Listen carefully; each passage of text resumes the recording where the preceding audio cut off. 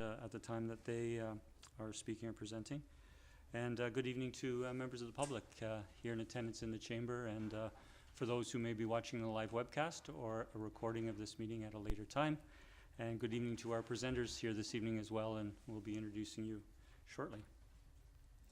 I'd like to turn to respectfully acknowledge that we're holding our meeting this evening in the territory of the Salish Nations, and further acknowledge the historical relationship the Salish people have to these lands that continues to this day. Before looking for a motion to approve the agenda, there are two changes. The first is we have 4 letters received on the agenda from residents at 9960 9972 3rd Street under correspondence 15-3. Councillor O'Keefe has requested raising them for discussion, and they will be placed under correspondence as 14A. And the second change is that I do have 2 items on the agenda under the Mayor's report. I'd like to add a 3rd item, which is the council meet and greet that we are looking forward to. And so I would look for a mover of the agenda as amended, please. So moved. Moved and seconded. Any further discussion? Seeing none, all in favor? Motion carries. Thank you. We'll next turn to our regular public participation period, where we invite members of the public to come forward and speak to council for up to 3 minutes. And we'd ask that when you come forward that you please provide your name, the municipality that you reside in, or the business or association interest that you have in Sydney. And for a first time, I'll call if there's anyone wishing to address council this evening. Good evening. Please just press the mic, or you'll have a live mic there. There we go. Can you hear me? Yes. Okay. Thank you, Mayor and Council. My name is Kyle Schick. I live at 11227 Heather Road in North Saanich. And I'm just here to speak in support of the Peninsula Football Club's application for funding to provide a turf field for the for the membership. And I don't know if many of you have kids or have had kids who have played organized sport. I mean, I can laud the the benefits to their the quality of life, but we are now the only soccer club in the Lower South Island or South Island District, sorry, that does not have a turf field facility. And having been, I don't know if you've seen me here before asking, Melissa has taken over my role on the committee. I've been to council 3 previous times asking for funding, and we've been at this for the better part of a decade now. And, I've gotten a little window into how the sports and recreation funding is done here on the peninsula with the member municipalities funding Panorama. We've gone to Panorama Rec, we've gone to the board, we've asked pretty much anyone and everyone. And the consensus is that everyone identifies that it's an issue. Everyone would like to help, but no one seems to have the way to do so. So the club has now taken upon itself to tackle this head first. And, we are, I would say, probably 75% of the way through the planning process, with the final 25% coming in the next couple of weeks. And there's funding applications out there to the province, many ministries. And Melissa will, obviously get into the detail a little bit more at her point on the agenda. But, I really implore you to hear the message that we're trying to put out there. It's not just kids we look after. There are adult teams as well. So it's our membership has a wide age group that it covers. And I would also just sort of put a rider on that, like to speak in support of Lizanne's, the school district's application to do the track as well. I mean, we all know the benefits of exercise and recreation, and these facilities are both in desperate need of upgrading. It's about time, and we would really like to see the community of the Saanich Peninsula, group together and try to get this over the finish line. Thank you. Thank you, Mr. Schick, for coming forward and attending and showing your support this evening. I'll call for a second time if there's anyone wishing to come forward. And for a 3rd and final time, is there anyone wishing to come forward? Seeing none, I will close the public participation portion of our meeting. And we'll now turn to our presentations. We have 2 this evening. The first is a request for funding regarding the Parkland track replacement project. I'll just remind council before we get started that we did on November 14th request that this funding request be referred to the 2023 budget deliberations, and further requested a presentation from the school district during this time. And so we're pleased to welcome them here this evening.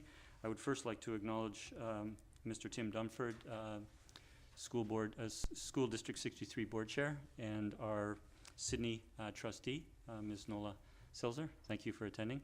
And I'll turn to our presenters, Mr. Jason Reid, Secretary Treasurer, School District 63, and Lizanne Chicanot, the steering committee lead, but of course also well known as former Parkland principal.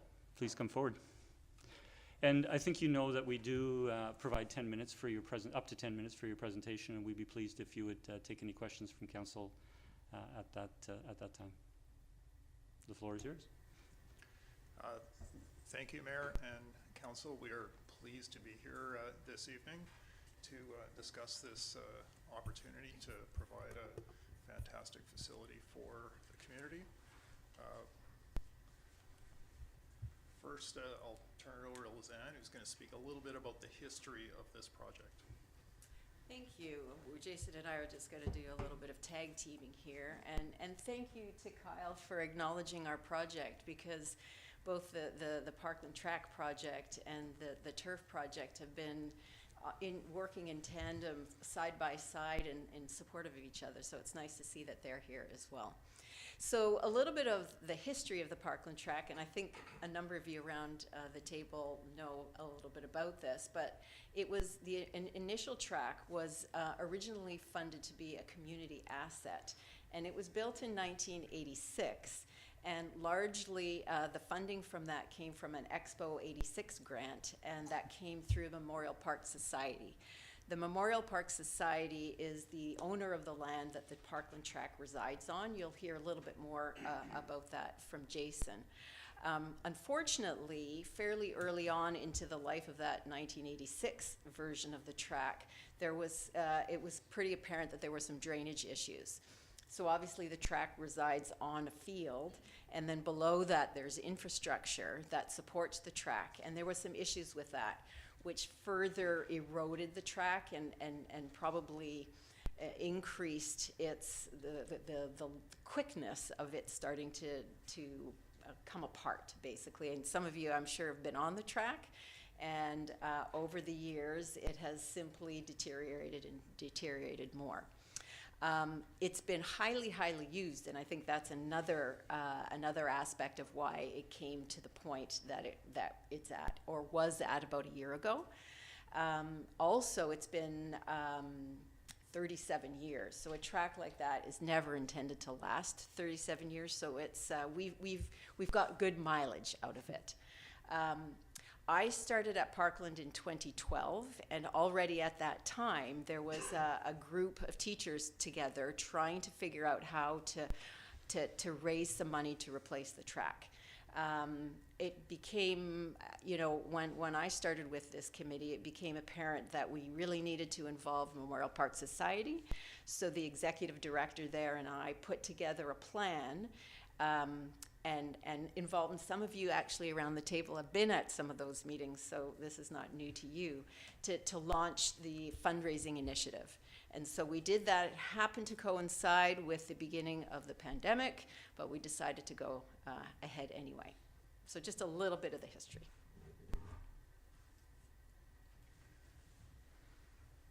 So over the next few slides, I'll provide a bit more background with respect to the school district's role in this. So some key aspects of the lease with Memorial Park Society.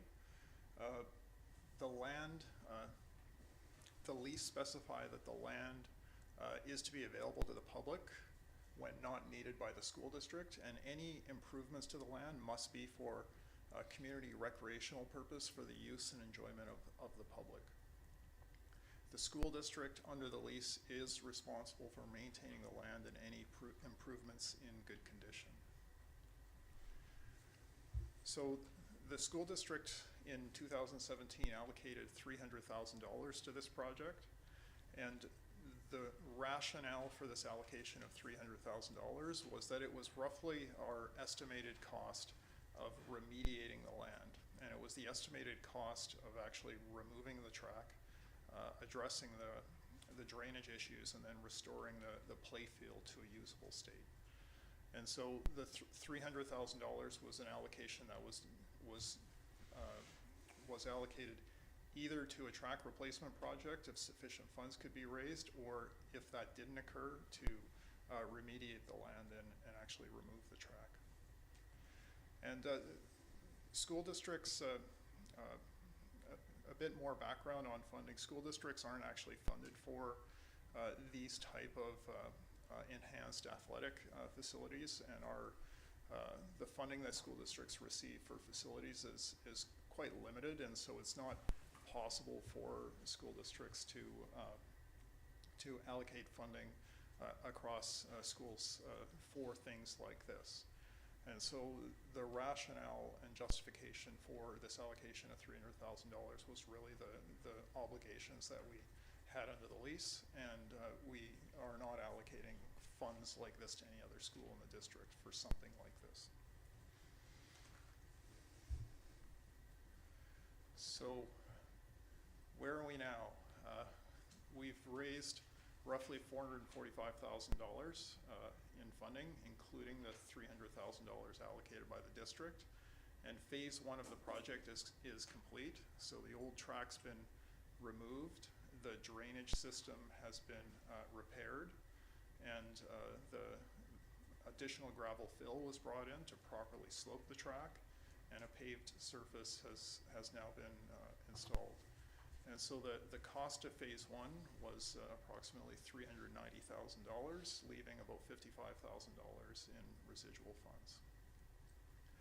So with phase 1 complete, there's now an operable paved track service, which in my view fulfills the obligations of the school district to keep the land and its improvements in good order. One proviso is that before the paved surface could be used as a track, we would need to apply line painting. And we haven't applied line painting because if we do raise funds for the enhanced track surface, which Lizanne's going to speak about in a moment, we would actually have to remove the line painting for the polyurethane coating to adhere. So we'd have to incur additional costs to remove the line painting and then put the track surface on. So we're just holding off on line painting until we know whether we can fund phase 2. So phase 2 would involve, and there's a nice picture that looks a little bit like a dessert, but it's actually polyurethane. So most of you, again, would be familiar with that. It has a little bit of give, and it's on most tracks. And if we were able to engage in a phase 2, that would mean that it would not be like a tarmac, like an asphalt track. It would have that polyurethane finishing. And there's a lot of benefits to that. When I was the principal of Parkland, my office faced the track, so I was always able to see who was out there.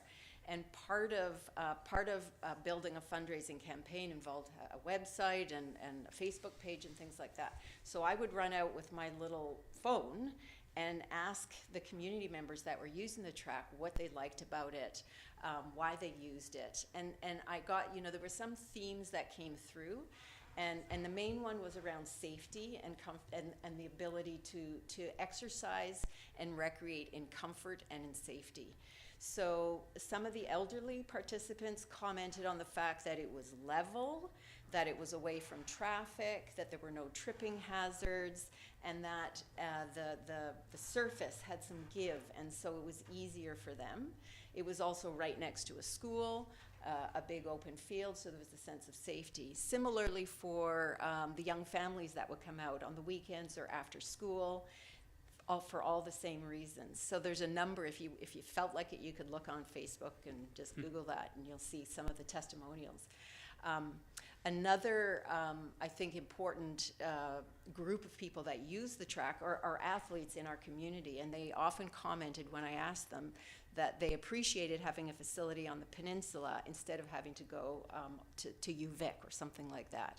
So from my vantage point looking out, I saw just a huge range of people using that track. The elderly community members, families, community athletes, Peninsula Track and Field, the students from North Saanich would come over, Parkland students. So it has a real community feel, and if we could, if you asked anybody, they all said, please don't stop at an asphalt surface. We really want, if we've come this far, we would really like to have the polyurethane surface.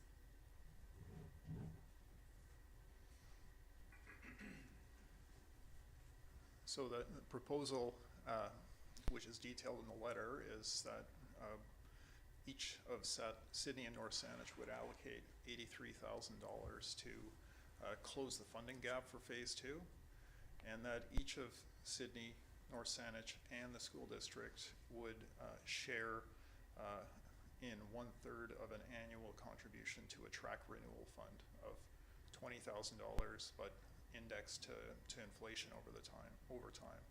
And that is to plan for and fund periodic replacement of the polyurethane surface, which has a service life of approximately 15 years. And also the parties would, because this is a long-term arrangement, it would be appropriate for the parties to enter into an agreement clarifying the expectations, terms, including the length of the agreement. And just one thing I really did want to say before we launch into any possible questions is we were really so heartened by the fundraising efforts. So I said, despite the fact that it was COVID and we couldn't have any big kind of splashy events, the amount of funding that came from the community members through our funding program, our fundraising program was really heartwarming. And so there's a lot of felt community support for this project. I just didn't want to forget to thank everybody for what they've done. So are there any questions that any of you would like to ask? Well, thank you very much for the presentation and the information, both in the package and in your presentation this evening. I'll turn to colleagues if there are questions. I saw Councillor O'Keefe's hand, and Councillor Duck, and Councillor Novick.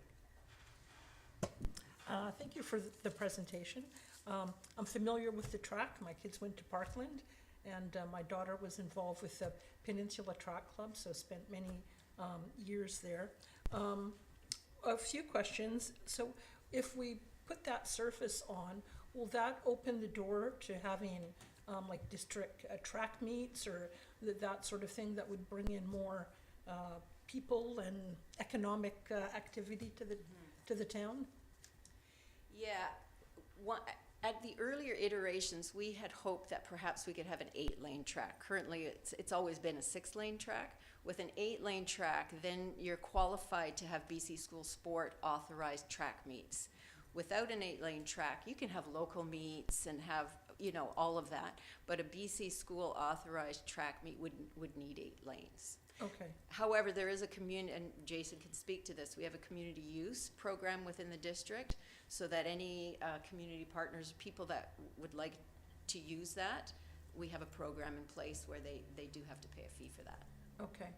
And is there any other track in School District 63, or is this is there one at Claremont or Stellies? No, this is the only track in the Saanich School District. Okay.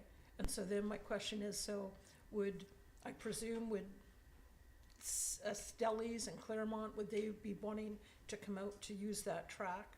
Or Bayside Middle School, I think they have a track program at all. And then I guess where that leads me to, if that's the case, had you thought about approaching Central Saanich for their taxpayers to contribute to the track, since their kids would benefit from that? Yeah, good question. I think that the rationale for approaching North Saanich and Sydney was that the broader community benefit of the track for residents who aren't in school would be residents of those two municipalities. So for for that reason, we didn't approach Central Saanich. We do, this will be an asset that will benefit all students in the school district. Currently, I think the closest track is probably at the University of Victoria, and so we do have events for students in schools in our district where students are transported to the University of Victoria. So we would foresee that being a big benefit to have a enhanced track surface for students in Saanich. Yeah, okay, good, thank you, Mayor. Thank you, Councillor O'Keefe. I'll turn to Councillor Duck. Good evening, and thank you again for your presentation. Just a clarification of a question Councillor O'Keefe asked. At Claremont, is there not a track? It may be in the, yeah, I'm just, There is a, you know, a An paved, oval, sort of yes. gravelly surface that goes around. So- I don't know if they use it as a, you know, as a yeah, running just track. to be clear, there is Yeah. a track there, so Yeah. but maybe not at the level you're seeking to achieve. My question was, you talked about a relationship between the school district, the town of Sydney, and the district of North Saanich. Where does the owner of this fit into the the Memorial Park Society as the owner of the land, and what's their role in this partnership, or is there one? Thank you. Yeah, good question. So the land is leased from the Memorial Park Society under a long-term lease with renewals extending another 50 years or so. And obviously the mandate of the Memorial Park Society does include and reflect the provision of amenities and benefits like this to the community. The role of the Memorial Park Society there has been involvement in the fundraising over a number of years, and actually it was the Memorial Park Society in partnership with Lizanne and Parkland Secondary that really coordinated the fundraising effort over the last number of years. Councillor Duck? Just a further clarification, so there will be no role, just to my question, there would be no role with them involvement going forward other than the leaseholder and leasing it back to the three parties? Yeah, that's correct. The primary relationship would be as the lessor. Okay, but they are also getting an improved asset, so I'm wondering why they're not being involved a little bit more, given the quality of the asset they now have, because you've just upgraded it. You know, I can speak perhaps a little bit to the history because they have been involved, and you know, similar to what you'll hear about the turf project, is that this project kind of extends beyond a number of tenures of individuals. So you know, I've been away from Parkland for 1.5 years now, but it was always my plan and my hope to wrap this project up. The executive director, the previous executive director at Mary Winspear, who also works in combination with the Memorial Park Society, also wanted that, but now he has left. So we've got new people, and so it's difficult to sustain a continued fundraising project with a change. They originally came on side because in order to apply for grants, for federal and provincial grants, we needed to have the owners of the land in partnership with us. So that worked while we were in the thick of the fundraising and hoping to get some significant grants. Now that he's left and that I've left, we're at a place where we really have to kind of wrap this up, and if need be, it'll stay at the asphalt phase. If not, then there's this proposal on the table to partner to do the polyurethane. They will, you know, and Jason can elaborate if necessary, but they will remain the land owners and coordinate with us and partner with us as necessary, but they're not active anymore in the fundraising effort. Okay, thank you, Mayor. Thank you, Councillor Duck. I'll turn to Councillor Novick and then Councillor Garnet. Thank you so much for your presentation, and while I don't have the history that my colleagues have here in the town, I do appreciate how important it is for young people to have good athletic facilities. My question is not so much about that, but you talked about the benefits to the community, that the track would be available to the community for use when not in use by the school itself, or via other organized, pre-booked events. Would there be changing and washroom facilities available for the general public who would come and use that track?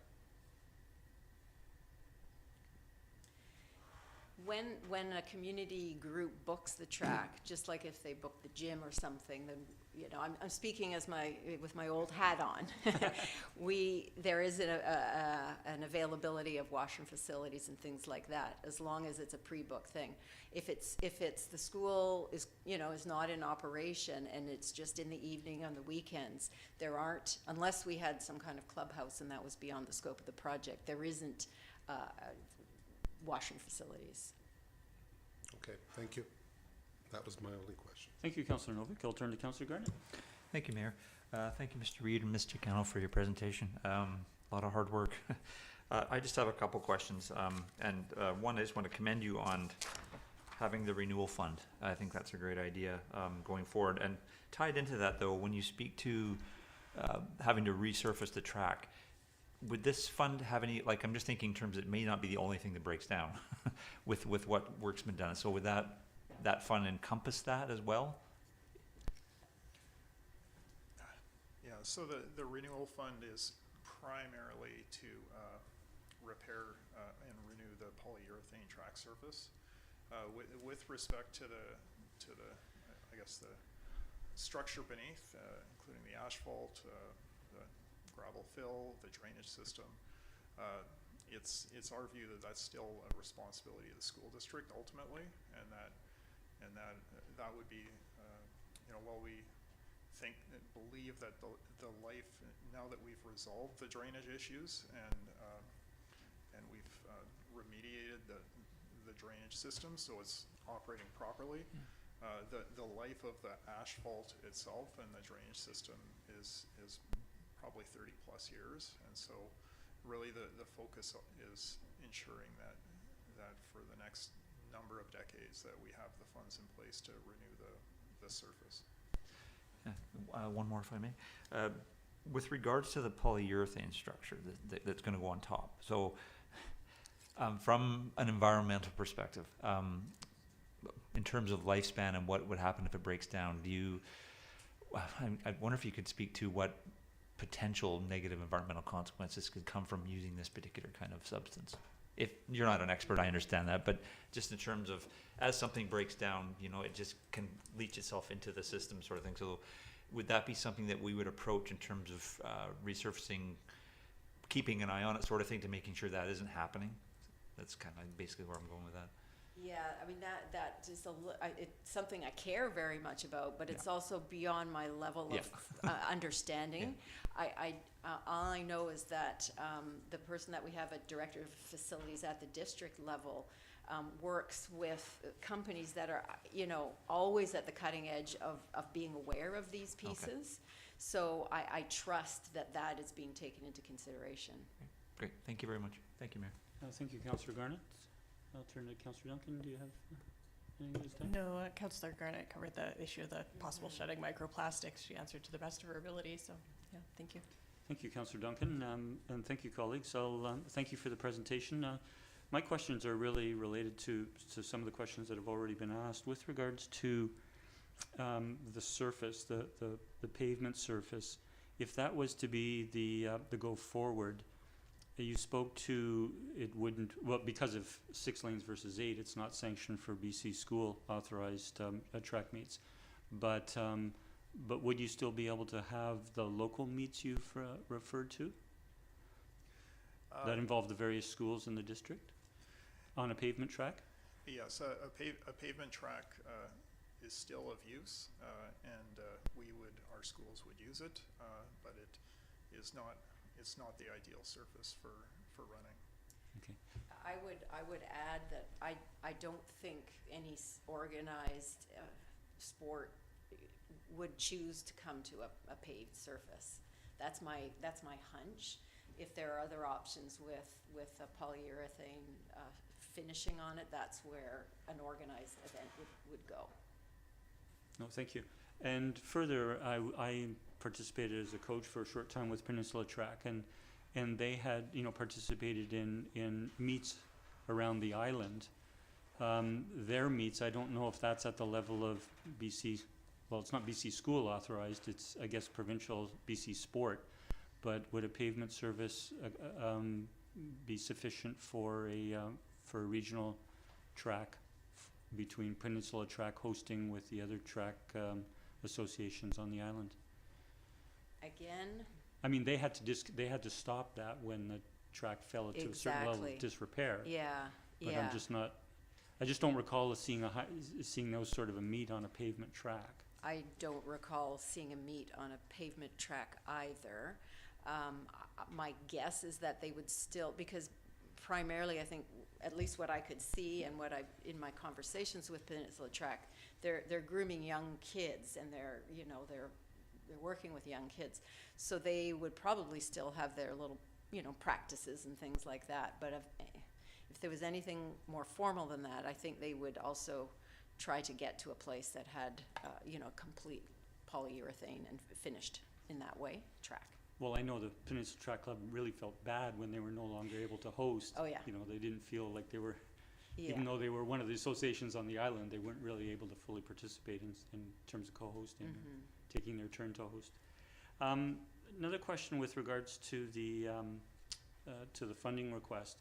The question's sort of been asked in terms of, we know there's the capital cost of $83,000 per municipality, and then the replacement reserve or renewal reserve cost. But is there an ongoing operating maintenance budget per se that the school board has for the track? Is it very significant? Can you speak to that? We're not looking to participate in that, but you've spoken that you do take responsibility for that. Yeah, we have an existing facilities budget for grounds maintenance, and for example, cleaning the track and kind of the routine annual maintenance around the track would be incorporated and reflected in our existing operating budget. Thank you. And I'll just finish personally by saying I've been a longtime user of the track. Our daughter went to Parkland as well, and can certainly speak to what Ms. Chicanot said about the varied use of the track. I don't think I've seen a track elsewhere in the country that had as wide a use from the community as well as the school at the track. And also want to acknowledge the fundraising efforts that have gone on for some 20 years or longer for the track. And we were pleased to attend and see that the school board and the Memorial Park Society were able to come together, and that the Memorial Park Society in their circumstances were able to do the fundraising they were, and the significant capital contribution from the school board. So thank you very much.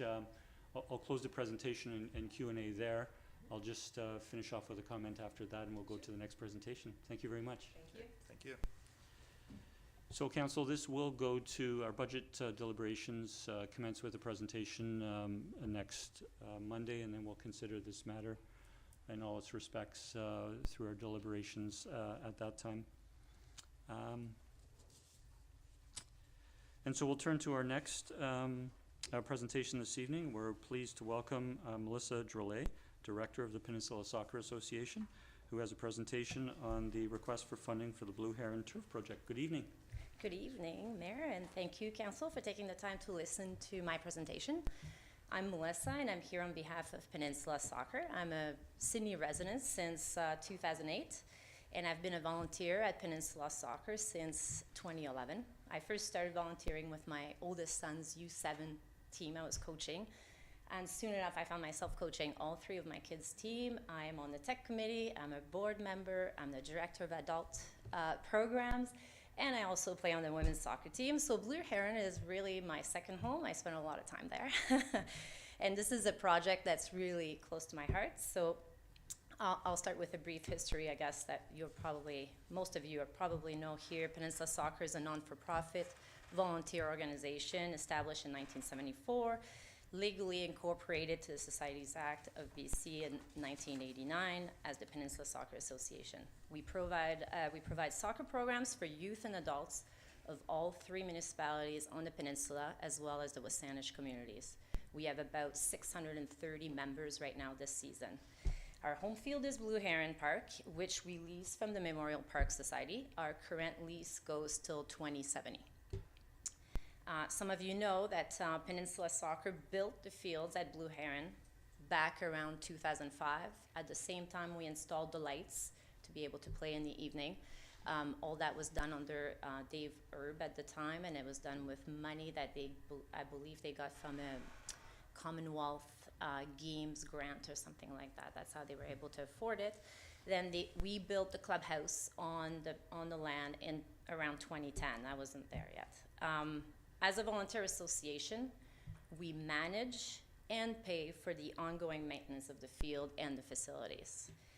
There are 9 community soccer clubs in the CRD, and they all benefit from municipal fields maintained by municipality or school board, except for Peninsula Soccer.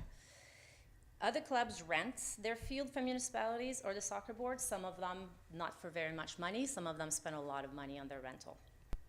We at Peninsula Soccer have invested a lot of money in our facilities, and we continue to pay about $50,000 a year in maintenance of our facilities every year. A lot of that goes into the grass, which I'll get into in a minute. My kids are also involved in all kinds of other sports on the peninsula, which, if you know me, you know I also volunteer for those associations. Soccer is the only one that had to build their facility and also pays to maintain it. Baseball, as Rotary Park, Centennial Park, paid and maintained by municipalities. Hockey, swimming, tennis, badminton, lacrosse, they use facilities at Panorama, which is funded, maintained by the Rec Commission. If you're talking basketball, they rent their courts from schools. At Peninsula Soccer, we built it, we maintain it, all done by volunteers. This project has been in the work for over 15 years. When we built the field at the time, they had turf in mind. They built the irrigation system underneath it to be able to build turf on top. So it's been going for a very long time. Our current grass fields frequently close due to rainfall or snow, leaving our soccer community unable to host any games or practices. This is a huge disadvantage to our club because all other club on Vancouver Island has access to an artificial field.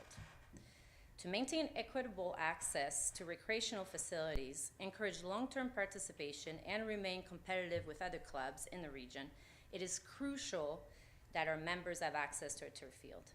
Without an all-weather field, our local population is faced with reduced access to recreational opportunities compared with neighboring areas, or having to travel further to access comparable opportunities. We see this as an accessibility issue for those who struggle or are unable to travel outside of the area. To make the problem worse for us, BC Soccer removed the border rule in 2022, meaning that participants can register with any clubs regardless of where they live. This is creating some inequity amongst participants because families that have the means to do so choose to travel 20 minutes down the road to join a soccer club that has turf fields and do not get canceled every week because of the rain. Now the good news. Since writing the letter in November, Peninsula Soccer has made the decision to move forward with the construction of one turf field.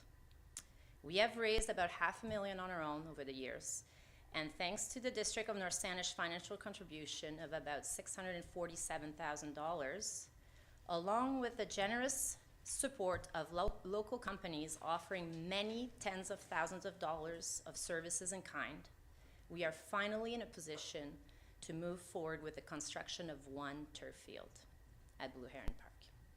Now, ideally, we would like to convert both of our fields to turf at the same time, as there are significant savings in doing so. Once the machinery is there, it's definitely a lot cheaper to get it both done at the same time. And keeping one of the grass fields also means that we will have to continue to pay annual fees for maintaining that grass, the irrigation of it, the watering of it. So Annually, the club spends over $40,000 maintaining the grass fields right now. So with one grass field remaining, we would continue to have to put over $20,000 a year in maintaining the grass. But unfortunately, we are short of the budget we need to convert the second field to turf by about $500,000. The club sees the turf project as opening up many new opportunities to serve the community, especially with two turf fields, such as increasing access in terms of year-round playability. There would be no more winter cancellation due to weather, or 3 months closure in the summer where we reseed and do remediation work on our grass. It would broaden the participation through partnership with local schools or other groups, and it would contribute to the local economy by allowing us to host tournaments. And as Canada will be the co-host of the 2026 World Cup, we anticipate an increased interest in the sport of soccer. The construction of 2 turf fields at Blue Heron Park by Peninsula Soccer will improve the quality of the soccer programs offered locally all year round for the Saanich Peninsula residents, and it will help keep young families active. Now I know the environmental side of the project is very important to the City Council, and as a senior resident, I really appreciate it. First of all, converting both fields to turf would mean no more watering, no more reseeding in the spring and watering all summer long to keep that grass alive, no more gas-fueled tractor used for mowing, rolling, aerating, and no more fertilizer. The type of turf that Peninsula is looking to install is the Vertex dual fiber, which is a normal turf monofilament with the split film product and the standard sand ambient rubber infill system. The dual fiber system provides an excellent combination of playability and durability, and this exact system has been FIFA Quality Pro certified. That means that it is the highest level of field performance testing available and ensures that the field is installed to the exact same standards as other FIFA Quality Pro fields. Now, as a club, we haven't discussed yet if we will pay to get this FIFA certification yet. The official certification will allow us to promote the field as an elite FIFA playing surface, which might attract more field bookings, and it could potentially allow us to host international or professional games. And from a user safety perspective, the official certification would also help demonstrate the club's due diligence in its field management attention to user safety. The turf that we are planning to install has a warranty of 8 years, but we anticipate it to last between 12 and 15 years. In terms of the creek, if we do only one field, we would do the one closest to the clubhouse. The creek would not be impacted. If we can manage to do the second field, the creek that's just down the hill from the second field, we could protect that. We can ensure there's no runoff of the fibers, the infill, by putting some type of retaining barrier at the bottom of the fence. We will have to fence the field anyway, so we could have something at the bottom that catches the infill to ensure that it prevents the migration of the infill materials. Now, when the turf field eventually reaches the end of its life, it can be fully recycled. Field Turf, the company we chose to supply and install the turf, has facilities in the US that can remove and wash the infill so it can be used again on other fields. And the turf can be converted into building products like composite lumber. The company is currently doing this for the city of Victoria at Topaz Park. If you've seen, that's the same company that we have chosen. The old field there is being cut, rolled with the infill, and shipped to Field Turf recycling plant in Oregon. Another option is that the infill material could be retained and reused for the replacement surface, and the turf could still be repurposed, recycled. In either scenario, nothing would end up in a landfill. Furthermore, Field Turf offers a carbon offset program where carbon offsets can be purchased and then enables us to promote the new field as a carbon neutral project. Peninsula Soccer now sits at a crossroad. The decision of 1 versus 2 field needs to be made soon enough for the production of the turf, because if we do two fields, it's going to be one massive carpet that will be rolled out across both fields, so we need to make that decision quickly before they start production. We are hoping for the town of Sydney's support in reaching that goal. That is why we asked in our letter for $250,000. We are asking the same of Central Saanich, and as Kyle alluded to, I have many grant applications in, and I'm hoping it will come successful. Thank you for listening, and I'll take any questions. Thank you, Mr. Drolet, for your excellent presentation and information, both in the package and in your presentation. I'll turn to colleagues if there are questions. Councillor Garnett. Thank you, Mayor. Thank you, Mr. Drolet, for your presentation. In the original package, which is the one we have in here, it mentions a capital project grant. Have you not heard back about that one yet? That one we have last week. We did not get that. There was something outstanding in the gaming account that I'm not sure what it was, but we did not get that 250. Okay. Yeah. I guess the only other question would be to, referring to subsequent to like what the question about renewal, the renewal fund that the school or the school district has for their park, for their that track. And you speak to $51,900 a year under revenue, and is that something that you would be saving or building back towards your costs in the future? Right now in our budget, we have $65,000 a year that we've been saving towards turf. That would just be moved over for replacement fund. Okay. We have $50,000 a year, $50,000 a year for grass maintenance that would just be moved towards saving towards the replacement. Obviously, the replacement is cheaper than the first time around. We won't have, obviously, hopefully, not have to redo the concrete and everything else. It's just ripping off what's there and putting the new carpet down. And then, especially with two fields, the possibility of renting it goes up, and we're hoping to be able to rent it to the Tier 1 program, the Wave, with Pacific FC. Right.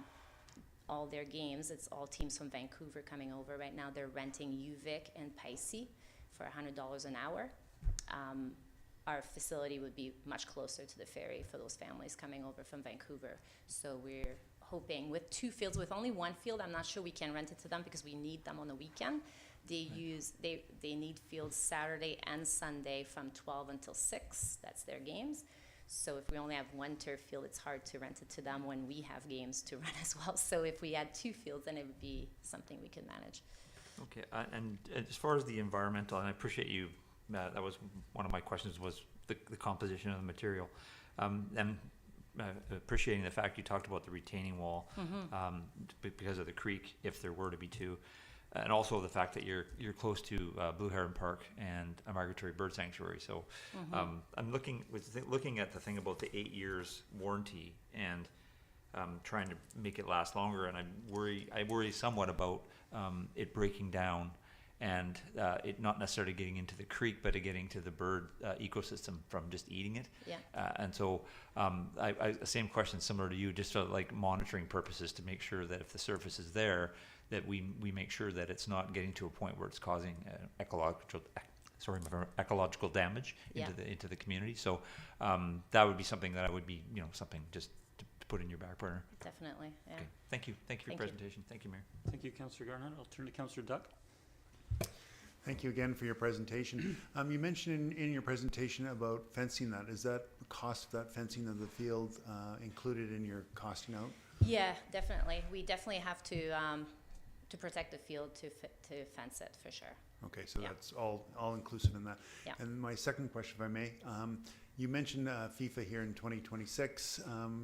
Would this level of quality of field attract potentially practice games from those participants in FIFA? That would be amazing, wouldn't it? Then we'd need a stadium too. Well, is the field comparable to Pisces and UVic? Because obviously they would be able to do that, but I'm just wondering if. Yeah. Oh, definitely. The quality will be right up there. Okay. Yeah. Thank you. Yeah. Thank you, Councillor Duck. I'll turn to Councillor O'Keefe. Thank you. Thank you for the presentation. Familiar with the field. Yes. For a number of my kids played there, and I was kind of like a soccer mom, like you. And I guess first of all, I'll just echo some of your comments in terms of when I was involved with the soccer club. It was a common thing that, well, as a coach and a member of the board there, it was a sport that a lot of kids could participate in. So they might not be able to afford to play hockey because their parents can't afford the equipment, or lacrosse, I found out, is very expensive too, and other things. But soccer was very accessible, as you say, so I think it's important. But what was an issue back then, and you've highlighted here as well, is that the kids that we would lose, because the kids and the parents just got frustrated that the fields were being closed down all the time.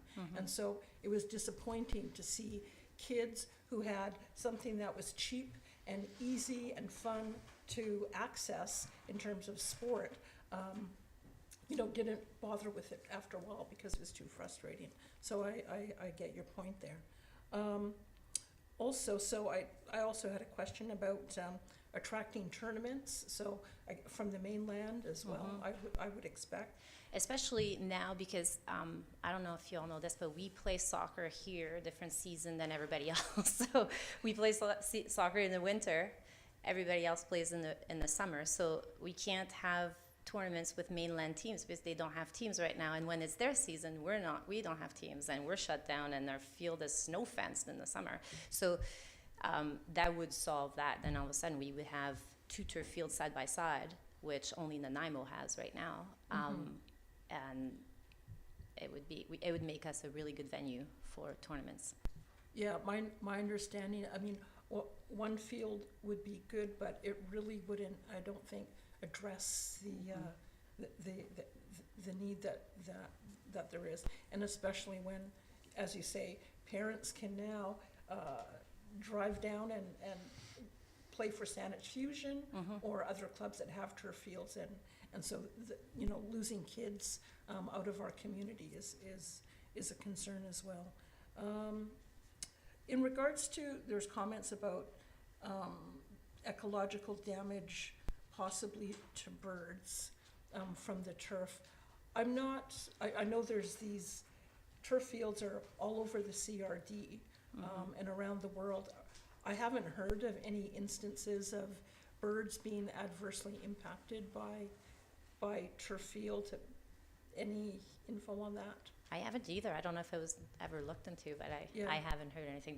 The only one here was obviously the Oak Bay High one. I played the last game on the old turf there. When I left, I was covered. It was not the infill, it was the actual grass blades that were coming off. Like, it was the green part that were, like, I was covered in that. So that was manufacturer problem, and that's why it was replaced. Right. It was a different company. It was AstroTurf that did that one. But Yeah. Okay. Good. Okay, that's great. Thanks. Thank you. That's all for me. Thanks. Thank you, Councillor O'Keefe. Seeing no other speakers, I do have just a couple of questions and a comment. And the first is, I think you indicated how many, at the outset of your presentation, how many other soccer associations there are on the South Island?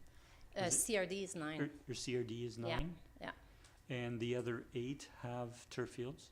They have access to turf fields, yeah. Okay. Yeah, I couldn't name them off, but I'm not No, sure no, you no. believe me. The last one was Souk, and they just did theirs a few years ago, if you remember. Yeah. And I meant to do this with the school board track replacement project, but acknowledge both for that project and in particular for the turf fields that this council and other councils have supported the grant applications that both the Memorial Park Society put forward for the track replacement. Our previous council last term supported that. Unfortunately, it didn't come through, and we also supported, along with North Saanich, the grant application for the turf replacement. You've mentioned a more recent grant application that was not successful.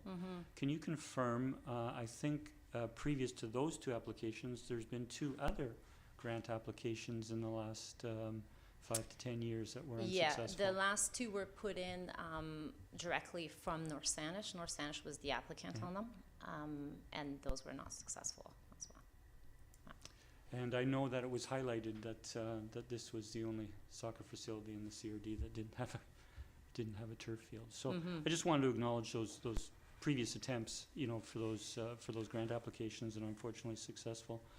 And lastly, you mentioned that you're at a crossroads with regards to 1 versus 2 fields. I think we appreciate the significance of that.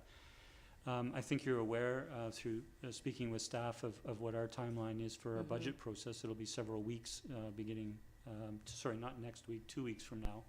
It will commence on February the 6th. What time frame are you looking at needing to know by? We can't accelerate our budget No. process, but I don't want to be, It will be it would tight. help us. It will be tight. We may have to. It will be tight. We have a decision to wait. We haven't even gone out yet for sponsorship, so that's another. We haven't had the discussion as a board whether or not we do like Schick did. I don't know if you're aware, but Schick started building without having the money, and then they got to work, and the money started coming in when people saw that it was actually happening. It's hard to fundraise for something that's just on paper.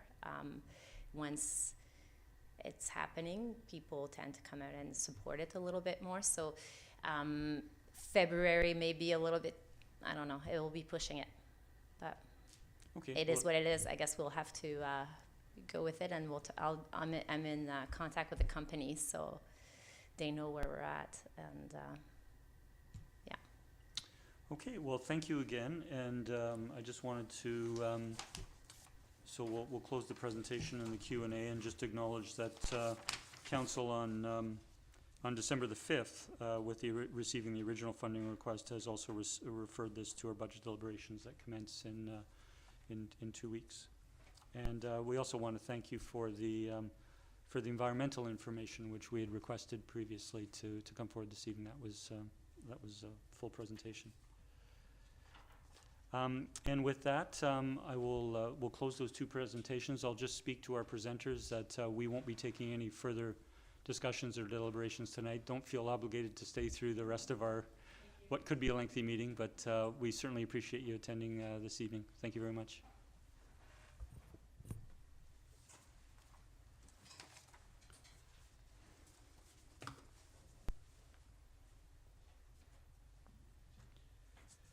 So we'll turn to number 5 on our agenda, bylaws, and we have bylaw number 2245, which is amendment number 1 to our sign bylaw to allow buildings with a residential component to be named in sign District C, which is the downtown commercial.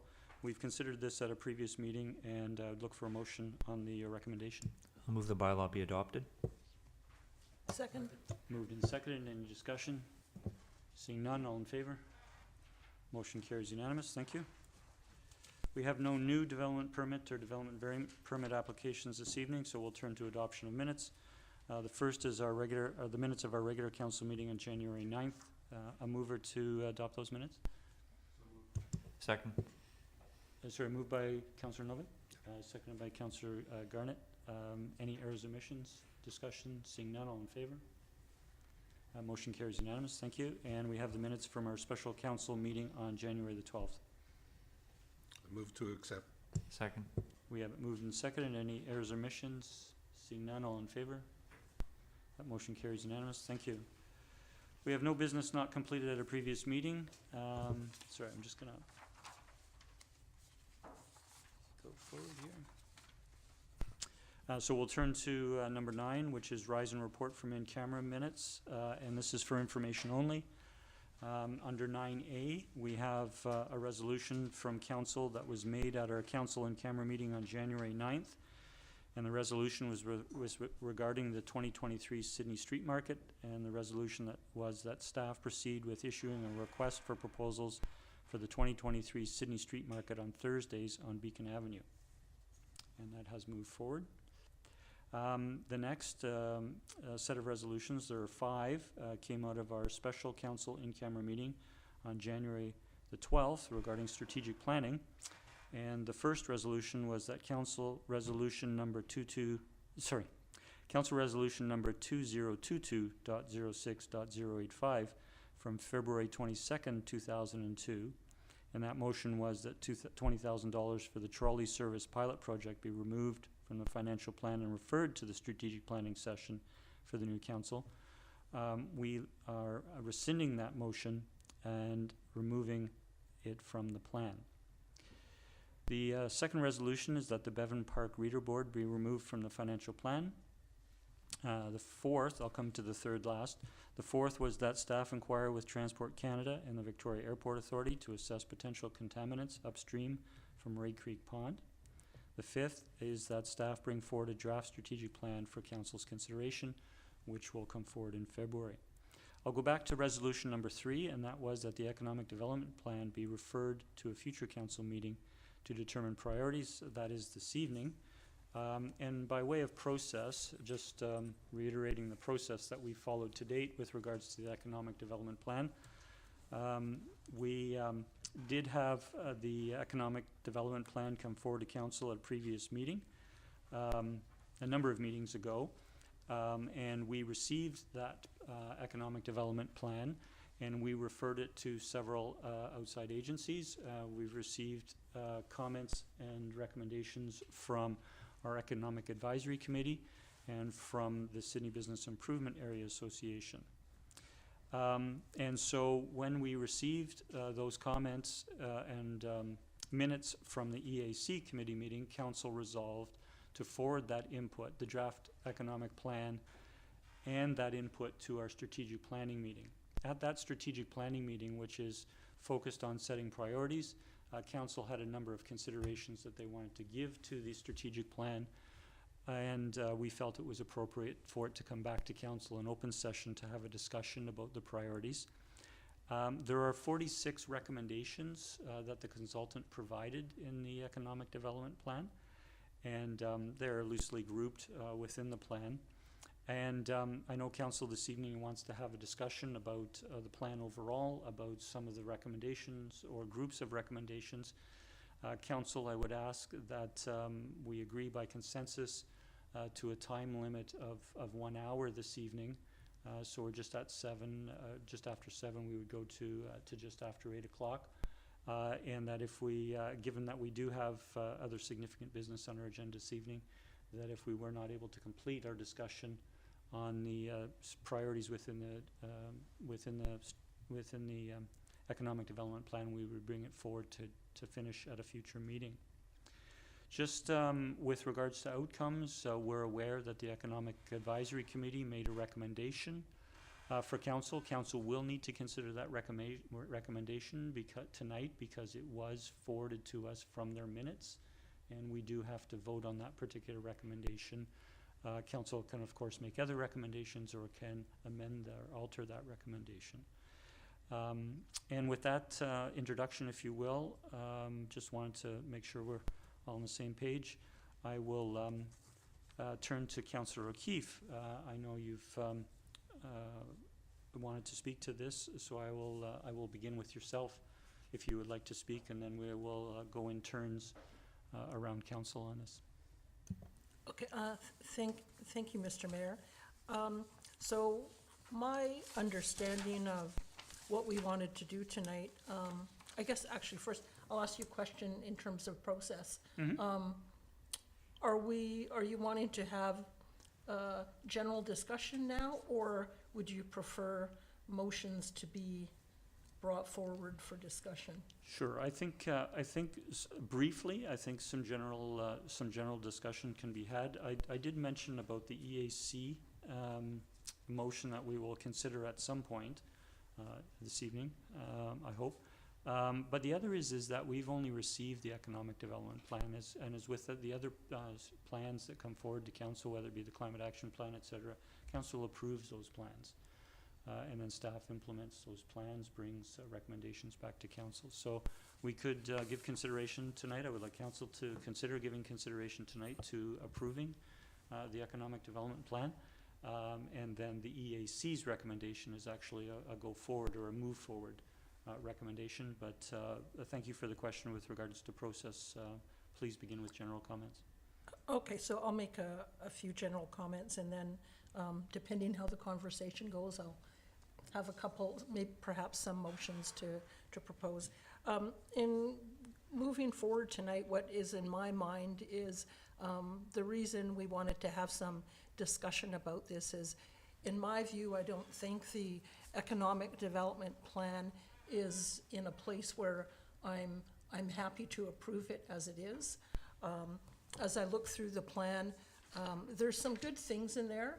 but some of the things of the specific actions, there's things in there that I think they're good things to do, but I don't think that they're things that the town needs to get involved in. There's other organizations doing those things, and I think go ahead and let them do that.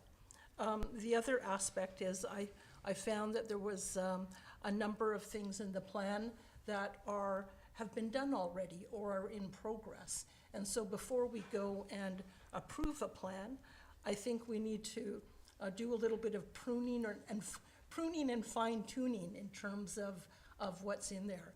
I think that once we approve a plan, to me, that is saying to the community, these are the things that we think need to be done, and we are going to do these things. So I'm not at the place now that I feel all of the actions in there are things that we need to do because they've either been done or they've been done by somebody else. So I guess what I'd be looking to do generally is got some ideas on things that we might take out of the plan tonight.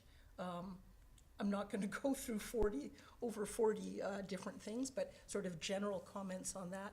And would be looking to send it back to staff in terms of providing us a bit of an update in terms of what are those things that, as staff look through the plan, are already underway or that they anticipate will come forward. Say, for example, when we do the update of the zoning bylaw or other initiatives that may be underway, so staff can say, we don't need that in the plan, it's taken care of. And also for staff to give us guidance on, are there things in the plan that we might have some internal capacity to do ourselves based on reallocation of resources internally. And then finally to hear from staff, these are the things we don't have resources to do. We think that they're still good, they're worthwhile initiatives, and here's some ideas on the resources that would be required to do that. Whether it would be, staff need more funding or staff, to hire staff to do that, or whether the recommendation would be a consultant or a part-time person. So I'm feeling we need a bit more info before approving. And I'll leave it at that. Thank you. Thank you, Councillor Keefe. Are there others who have general comments at this stage? If not, Councillor Novick? Well, Your microphone, Councillor Novick. Sorry. I'll echo what Councillor Keefe has said. I feel much the same way. However, I'm reasonably happy with the plan the way it is. Yes, there are some initiatives that could be put off or delayed or moved to the side, but the majority of the recommendations in the plan are Town of Sydney initiatives. I think Councillor O'Keefe's idea of sending this back to staff so that we can get an understanding of just what we can reasonably expect our staff to accomplish within their existing roles in order to implement the initiatives in the strategic plan. I suspect, and again, I could be wrong with this, but I suspect that what we're going to hear back from staff is that there isn't a heck of a lot they can do within our existing context, that staff already have pretty full plates, and to start giving some of these initiatives which have timelines in the 5-year range might be a little bit too ambitious. My concern is that we've spent a lot of money on this plan. My concern also is that there's an opportunity, if this plan is implemented the way the consultants have suggested that it be implemented, there's a reasonable expectation of a revenue stream that would offset the costs of implementing it. Now, again, I don't have anything hard, concrete to support that.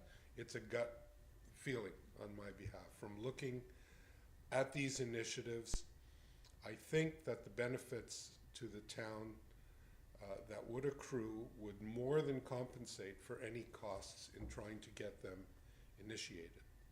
And so I support the EAC's recommendation. I was a little bit more concise in my email that I sent around to everybody in terms of getting someone hired. And I think I would leave it to staff to determine whether that should be a full or part-time position, whether it should be a contract position or not. In my opinion, I think a contract role would serve the town the best, especially when we know it's going to be for a fairly limited period of time, even if that time frame is 5 years. So that's how I'd like to see this proceed. I'm not sure there's a great benefit to us in arguing the nitty-gritty of the plan as it's come forward. We paid a heck of a lot of money for professionals to bring this forward to us. If we want to nitpick with them, I don't think that this is the right forum for that. But what I would agree to is sending this back to staff for study to see how it could be, or if it could be implemented in those measures, where the responsibility is Town of Sydney staff. And if so, what would the costs be, what would be involved, et cetera, et cetera. And then it would be up to council, I think, to decide if that's something we want to go ahead with, or choose the alternative plan as recommended by the EAC and myself. That's pretty much all I have to say about that. Thank you, Councillor Novak. So not seeing other speakers of a general nature, I'll turn back to Councillor O'Keefe. I just want to say that I think I'm hearing two things. One is that perhaps, I mean, I did allude earlier that there are 46 recommendations within the ACTEV plan. That some of them may be out of scope for the Town of Sydney. So perhaps Councillor O'Keefe, you could elaborate on that. I don't know if you have motions related to that, but then once we have had discussion about the recommendations in a general sense, or some specific group of recommendations, then we could give consideration in terms of how this is advancing forward, because we've heard a couple of different things. So Councillor O'Keefe, if you would like to speak to scope, I'll turn to Councillor Duck. Thank you, Mayor. Yeah, what the discussion right here is exactly what happened at the AAC, is they recognize there's a lot on the plate, and what was the responsibility, and the format of their motion was exactly that, was to identify a person or organization, including the town.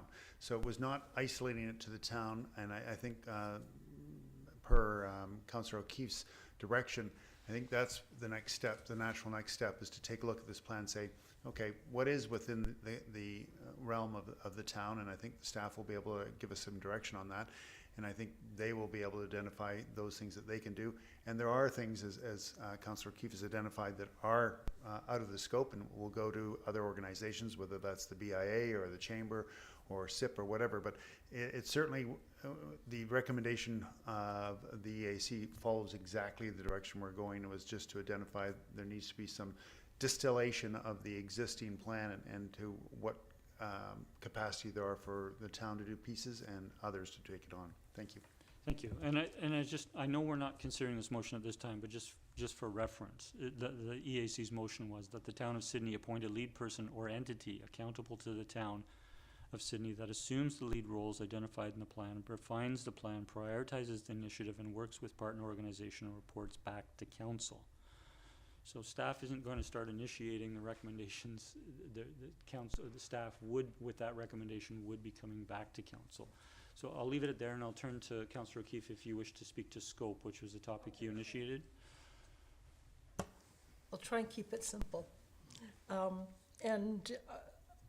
There's three sections that I'm going to recommending removing, but if people want to separate those out, I guess we could. So I'll start and lump them all together, and then if we want to separate them out. So my motion would be that the following sections be removed from the economic development plan. that being 2.1, workforce development, 2.2, workforce inclusivity, and 3.2, visitor economy. Okay, and just for clarification, Councillor O'Keefe, I think there's appreciation on members of council that some of those numbers actually make reference to more than one recommendation within the plan. Yeah. But we know that the workforce ones are under 2.1 something, the visitor economy are under 3.2 something, but there is more than 3 recommendations that would be omitted. Right, so what I'm, Okay, when I say 2.1, I mean all, like, all the recommendations under. 2.1.1, Right. so Okay, all the ones under that. thank you. I'll look for a seconder. Councillor Duck, and I'll turn to Councillor O'Keefe to motivate further. Sure, okay. So first of all, on the workforce development and inclusivity items, so there's 4 action items that are under those things, and they're all related to the creation or expansion of programs to attract employees. And it talks about working with Beacon Community Centers, or Beacon Community Services, sorry, and I think those are good things, but I don't see that the town has a role or responsibility in carrying out those specific actions in the plan. I see recruitment and retention of employees is a responsibility of business owners. Senior levels of government, the province and the federal government have programs in place. They provide funding for different sorts of job employment programs, and they allocate that to Beacon Community Services, and I think they do a good job at that. So, and the business associations like the Chamber and the SBIA can certainly play a role in liaising with Beacon Community Services, and I just don't think that they need us to get in the way. They seem to know what they're doing, and so I don't see that there's a role for those specific 4 actions for the town. Okay, perhaps we could consider them one at a time, so Okay. I'll separate that into 3 motions. So the first is with regards to workforce development and removing it from the plan. Is any members wishing to speak to that? You were the seconder, Councillor Duck? Okay. Councillor Novick. I'm sorry, but I don't support that. The economic development plan is a holistic approach to dealing with the economic activity in Sydney. These are elements of that holistic approach which I feel need to be included. Yes, they may not be things or items that Town of Sydney and or its staff can take on directly, but we do have these ancillary organizations around us, and it appears that our consultants, or maybe it was you, Councillor O'Keefe, who indicated where these responsibilities should lie. I think they were in the original document as well. But it was acknowledged that much of this responsibility should lie with these ancillary organizations such as the Business Improvement Area Association, Peninsula Chamber of Commerce, ZIP, et cetera, I don't see the harm in leaving it in. It doesn't do us any harm if it's not something that we are going to address directly as a town. However, it completes the economic development plan, and we're not punching holes in it with no appreciable benefit to us in doing that. Thank you, Councillor Novick. I'll turn to Councillor Duncan. I feel similarly, and when I look at this, I guess just when I was a consultant, it was an environmental consultant, and we, when we were getting the initial, say, environmental assessment report, and we'd send it to the government, we would have this huge laundry list of all the potential mitigations and restoration actions that were going to happen, and then later, and they'd tell us whether the government would say, okay, that looks great. These are all of the possible things you could do for that mine. And then later, when the mine was better refined, we would have a much more specific list where we said, well, we said we would be able to potentially do those things. These are the ones that are actually implementable according, on this particular mine, the way it's finally going to be refined to. And I feel the same like with this, that this is almost like a really broad scope where they figured out every possible linkage to economic development that we had in our town and all the possible avenues to improve it. And then what we were looking at earlier, and what I feel Councillor O'Keefe was getting at was, initially, and actually potentially Councillor Novak, about the idea of having that, staff looking at that and saying what was in our ability to do. That it's almost like we need another, they've called it a initiative section, an implementation plan, where we actually need almost like the refined implementation plan. So like, this document is good and it stays as it is, but then we actually have, the implementation plan that we say this is in. And so it's not so much that it's being removed from the document or from what can, be on display as things that our town has paid for as potential things that can be done, but rather that it's being kind of taken out of what we're going to be spending staff time implementing, or expecting perhaps a hired person or a contractee to actively pursue. But, we can have this report that would be available to, Beacon Community Services and the SBIA and the chamber, so that they could see what's available. It could be pursued that way, but it's not something we're going to devote further resources to. So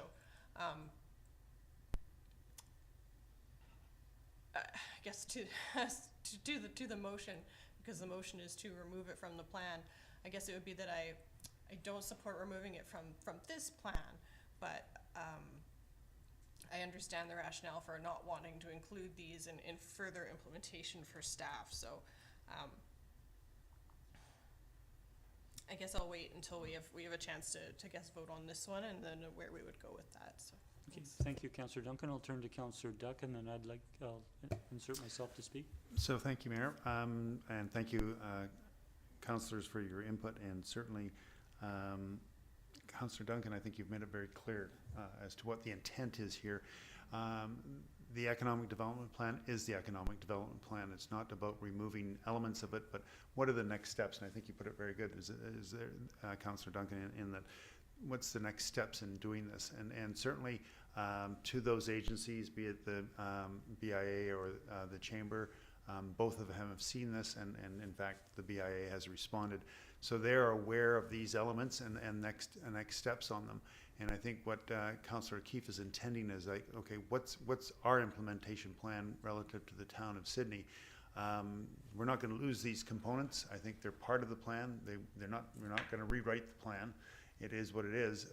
We're just saying, okay, what can we do and move forward? And I think maybe to Councillor O'Keefe, is there some clarification to the motion that maybe we need to do to identify that? Thank you. Okay, thank you, Councillor Duck. I'll let you quickly answer that question. Take it as a question if you wish, Councillor O'Keefe, but and then I'll Yeah, make no, I comments. was just going to respond to that, and to Councillor Duncan's question in regards to, do we need to tweak the motion? I'm open to that. I guess what I was just trying to do was to provide clarity, so that when we send this back to staff, that it's, what we're saying is that we feel that we're not looking for staff resources in regards to workforce development, these three things. And so that I like the idea of the implementation plan, that if we decide, I would be happy to, okay, keep the plan, this is the plan, but then here's the town of Sydney's implementation plan. That would make sense to me. So I'm open to tweaking the motion unless staff have comments or concerns about that approach. I'll turn to Mr. Humble. Thank you, Mr. Mayor. Yeah, a bit of clarity might be helpful, because, well, I appreciate the indication of what might be removed from the plan, the three areas of workforce development, workforce inclusivity, and visitor economy. The question I have is our staff to assume that everything else that is left within the plan the suggestion that what is remaining would be then under the purview of the municipality, of town staff. And in particular, like I look at under business initiatives, 3.3 business retention and expansion. And I looked at, in reviewing your notes, Councillor O'Keefe, you make a sort of a clear indication that Sydney did not suffer any significant loss of businesses during the pandemic. Sydney, with its small geographical footprint, does not have large areas suitable for significant expansion. So I would agree with those statements from a staff perspective. So I'm wondering, like something like this, why would we want to keep this in the plan, or should that particular aspect be removed? Because it's clearly not under the purview of the municipality as well. Thank you, Mr. Humble. Sorry, I see a number of speakers here, and I'll just kind of reassert the order. So I'll let Councillor O'Keefe respond to a comment briefly, and then I have myself, Councillor Duck, Councillor Novick, and Councillor Garnett. Let me just jot that down. Councillor O'Keefe, go ahead. Okay. I'm looking two ways. Sorry, just to respond to staff's comments. My preferred solution was initially identify the areas that we don't believe that the town has a role in, and give the whole thing back to staff, and then for staff to come back to us to go through those items and say, in our view, this thing doesn't need to be in here because we've already got a hotel happening up on the corner, so we don't need to implement a hotel attraction strategy. In our view, these things to do with housing are probably staff are already anticipating changes in the zoning bylaw, and those will be coming forward.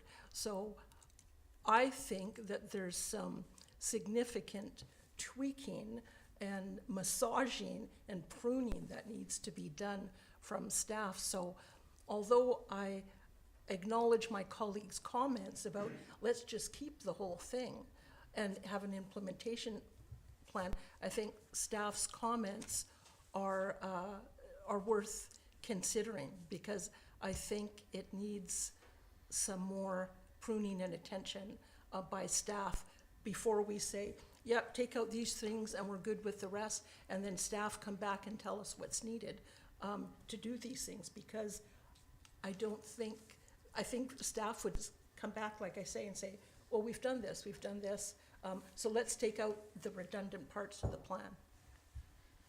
Thank you, Councillor O'Keefe. I'll speak as a first-time speaker. I'll turn to Councillor Garnett as a first-time speaker, then I'll go to Councillor Duck and Councillor Novick as second-time speakers.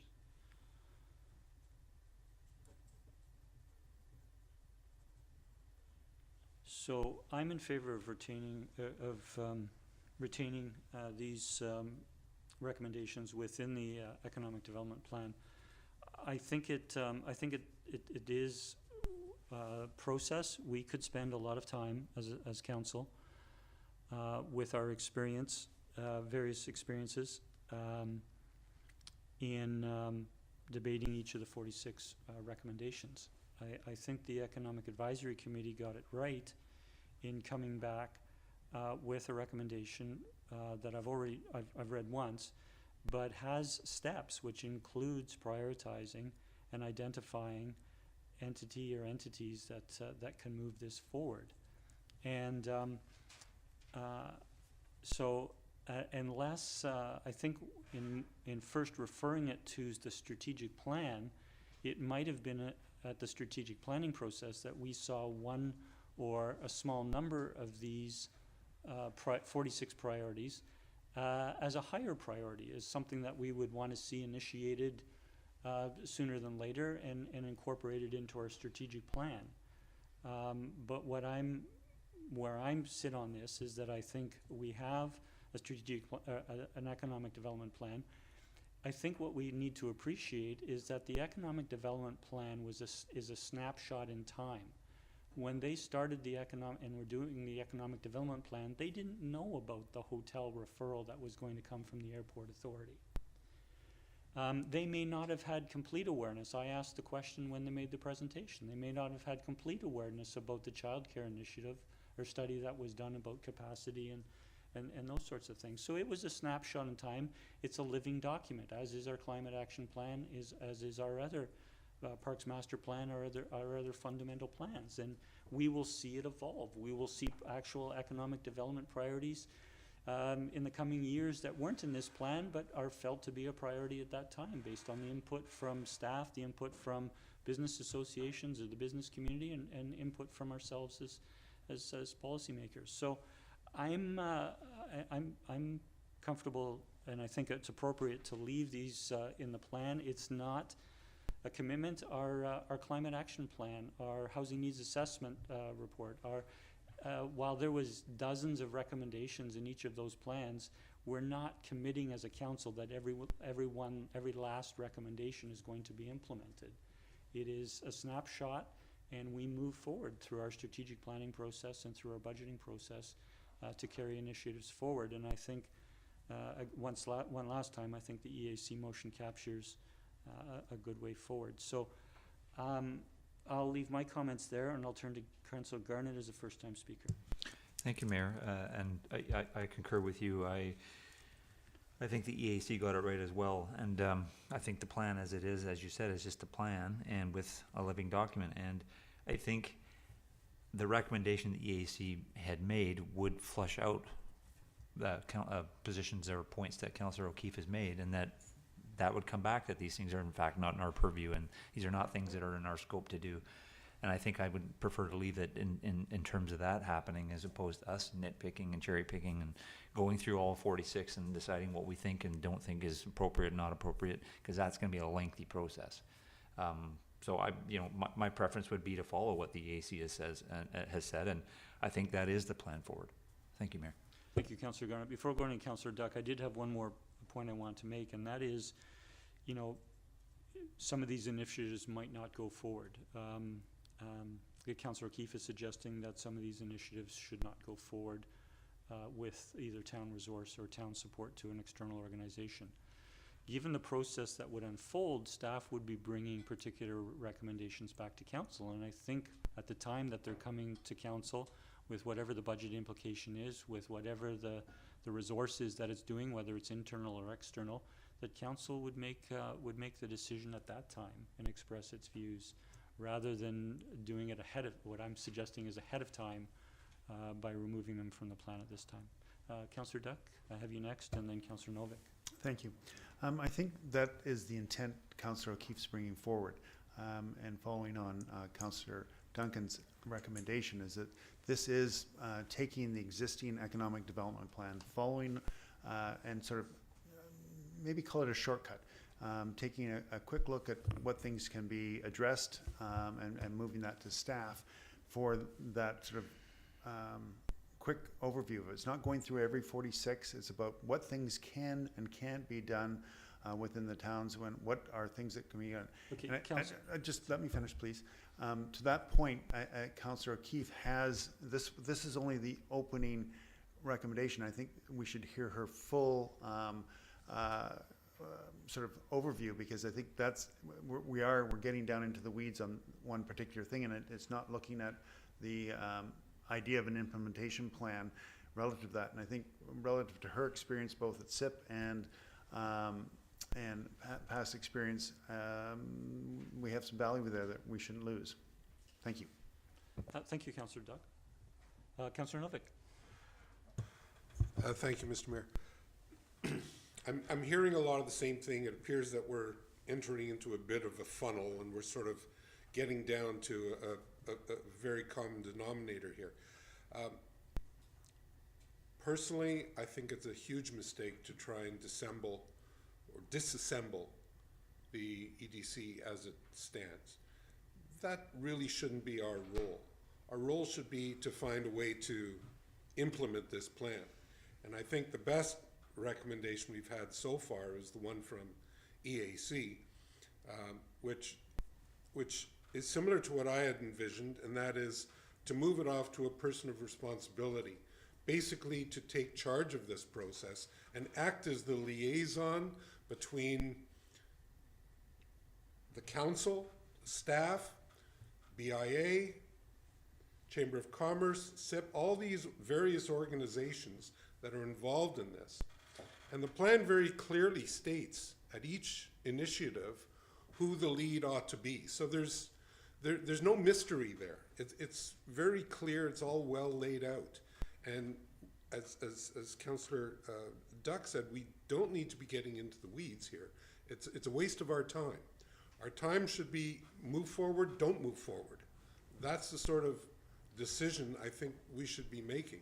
And if we wish to move forward and that appears to be the will of the council, then I think the way to move forward is through an individual that we can appoint or staff can appoint that will act as EDC liaison, give them whatever title you think is appropriate. But they're the ones that go through these individual components of the plan and decide which ones we pay full attention to with collaboration of staff, council, all these various organizations, determine what's going to have the greatest impact, benefit to the town of Sydney. That's where I think we should go. Thank you, Mr. Mayor. Okay, before turning to Councillor Duncan, I just want to clarify, we've got a bit of crossover here, and that is there's a motion on the floor to remove a number of recommendations under workforce development from the strategic plan, and we've been deliberating on that. We know we're going to come, after we deliberate on removal on a number of items, we're going to have a discussion about how it moves forward from that, and we're starting to deliberate on that, and I'm as guilty of that as colleagues in terms of suggesting that's the way forward. I think, again, what we're looking to do is we're looking to get to a point where we approve an economic development plan, and then we have to, once it's approved, we have to turn to the implementation or the go forward on that. So if we could, in our last comments before I call the question, speak to whether we should remove this, and we can come to the other two as separate motions. Councillor Duncan. Thank you. I'll hold my comments until we discuss the rest. Thank you. Councillor O'Keefe. Thank you. So I'll just clarify that what I'm just trying to do here is, if this is going to go back to staff, trying to clarify for staff, here's the things, if you're going to be looking at how this is going to be implemented, or you're going to have an entity or somebody looking at this. Sorry, microphone. I can't. Sorry. So the idea is providing clarity and direction to staff so that when you're looking at an entity or how this is going to be implemented or resources available, we're giving direction to them to say, don't bother looking at these three things because we don't think that the town needs to put resources into that. Once it goes to staff, what I am hoping to get back is sort of a redraft, or not a redraft, but additional information in terms of here's what we can do, as I said before, this, that, and the other thing. And at that point, that's when I would feel more comfortable approving the plan. In regard, just to address some of the comments about cherry picking what's in the plan and deciding what should be in it. We're going to do that with the active transportation plan. So there's a huge plan out there that says you could do bike lanes here, you could do bike lanes there, you could just do this, that, and the other thing. And that's going to come back to us. And we're not going to look at that and say, yeah, okay, let's do that. And we're going to have comments to say about that. So if we decide that, you know what, bike lanes in Rest Haven isn't a good idea, we'll provide that direction to staff to take that out of the plan. So what I see we're doing now is fine-tuning the plan, letting it go back to staff for them to give us some additional information, and then at that point be in a position to approve the plan and then let it go to be implemented. Thank you, Councillor O'Keefe. And with that, I'll call the question. All in favor? Opposed? Sorry, Councillor Duncan is opposed, Councillor Garnett's opposed, I'm opposed, Councillor Novick is opposed. Sorry, did you vote either way? You voted, and sorry, you were against. Okay. So the motion is okay, I'm sorry, I didn't see your hand through the 3 panes of glass. The reflections in the 3 panes of glass. And my own glasses. So the motion is defeated. Thank you for the deliberations. Councillor, sorry, we have the second motion is with regards to removal of the recommendations under workforce inclusivity. Councillor O'Keefe, I'll let you speak. No, I think we've had a good discussion, same sort of thing. Okay. Just that those specific actions, Microphone, please. that those specific actions are things that I think would be better handled by others, and that the town doesn't necessarily have a role in that. Okay, so you're prepared to call the question, to move forward on calling the question on those two as separate motions? If you want to, whether you want to do it. Well, you made the motion and I separated the motion, so technically those two recommendations are on the floor as separate, Okay, motions. so, I'll turn to Councillor Duck. Just point of order, are we proceeding on those two, or are we withdrawing them? That's what I've just clarified, Okay. is we are proceeding with them. Because they're motions on the floor, if the mover does not choose to remove them, then we will take a vote on them. I think the point being is that the Councillor Keefe does not want to proceed with that, the remainder of the motion, and she's withdrawing them. Well, she didn't. Thank you, Councillor Duck. I tried to indicate that or give that option to Councillor O'Keefe. I didn't hear that back from Councillor O'Keefe. Councillor O'Keefe, would you like to rescind? Would you like to withdraw the two motions that are on the floor? so that would be for 2.2 and 3. Microphone. That would be so withdrawing 2.2 and 3.2. I'll leave them there. Okay, well, that's, I don't have anything else to add, but, okay, that's what I heard the first time around. Okay. Councillor Duck? Yeah, question through you, Mayor, to staff. So we have, sorry, go ahead. Yeah, through staff. I just want to see if proceeding on the recommendation from the EAC to move this to an entity or a person, is part of this possible within existing staff time?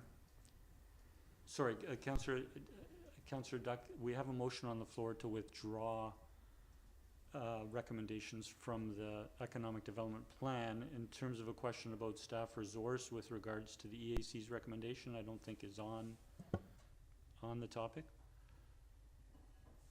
It certainly can come forward when we're discussing the ECA recommendation or another recommendation, but this is a recommendation, a motion to remove that element from the plan.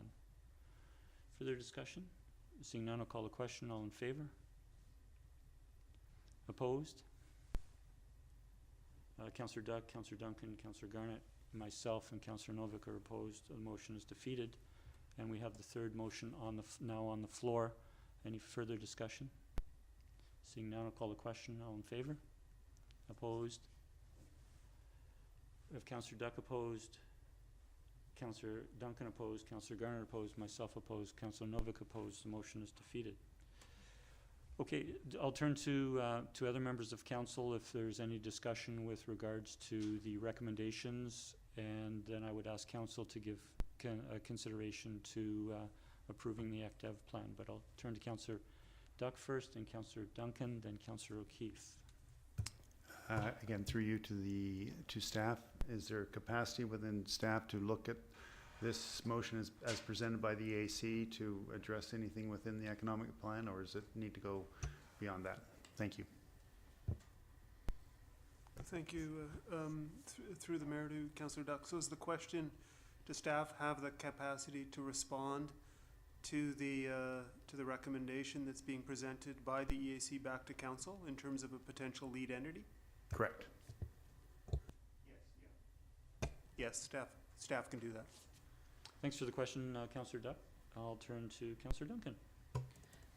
Thank you. Actually, I'm just going to first ask you for clarity on the motions. So I feel like the motion from the EAC is talking about the implementation plan, whereas you've also talked about a motion to approve the economic development plan. Those sound to me like two different motions, that maybe part of our problem is that we've been mixing up those, where one is the approve the plan as is, and then the next was the implementation of it, which I feel Councillor O'Keefe was getting at. Would it be easier to make those as two motions, that, you know, first motion is approve the economic development plan or accept the economic plan as is, and then have a second motion that tells us how we're going to implement it? Yeah, thanks for the clarification, Councillor Duncan. That is what intended. I think we can't give direction to staff on a plan that we haven't yet approved. So thank you for that. So, Councillor Duncan? I'll So turn to Councillor I would like to Dunn. move that we accept the economic development plan as submitted. Approve? If we Yes. could insert the word Yeah. approve. Seconded. Moved and seconded. Further discussion? Councillor Duck? Councillor Novak? I'll turn to Councillor O'Keefe. Thanks. I'm not in support of the motion, because basically what we're saying is that we're good with everything in here. And I don't feel that, I don't think it's a good plan at this point. I think it needs further input from staff. As I said before, there's things in here that I don't think we should be involved in. Well, we won't go there because we've covered that. But I think we need to allow staff the opportunity to inform us before we approve the plan, to say, here's what's already been done, here's what's underway, here's what we recommend. And at that point, then I would be more comfortable approving the plan. I think staff needs to have some time with this and come back to us before we approve it. Thank you. Thank you, Councillor O'Keefe. I'll turn to Councillor Duncan, Councillor Duck, and Councillor Novak. Thank you. I've been typing away here, trying to come up with the ability to separate this so that we're approving this plan as it is. Much of my thinking of this is the grand concept, but then that the second step is having an implementation plan. So should this motion be approved, what I was going to move next was a variation of what the EAC has recommended. So that I think I was trying to address, I think, some of the concerns that Councillor O'Keefe has about the continued inclusion of things that seem to be out of the scope of Town of Sydney. So that the Town of Sydney appoints a lead person or entity. Sorry, Councillor I'm sorry. Duncan. We have a motion on the floor to Okay. approve. I guess we can just vote on it and see if we outvote Councillor O'Keefe, we can move my motion next. But I felt it would have addressed, I think, her concerns about having this as the plan, and that we were therefore going forward with everything that was in here, based on kind of the following motion that appears to be sending this plan in its entirety. I certainly do appreciate Yeah. your intent, but we shouldn't be reading another motion over Okay. top of the motion on the floor for procedure. Thank you. I'll turn to Councillor Duck, and then I'll go back to Councillor. Sorry. So the plan. No, I'll go to. Sorry. Oh. Councillor Duck, go ahead. Then Councillor Novak. Then Councillor O'Keefe. The plan is the plan, and we paid for the plan as Councillor Novak suggested, and we're not going to change the plan. We're going to, and I think Councillor Duncan put it very eloquently in terms of, here's, I've had an environmental report, and there's pieces I can do, pieces I can't do, but it is the plan.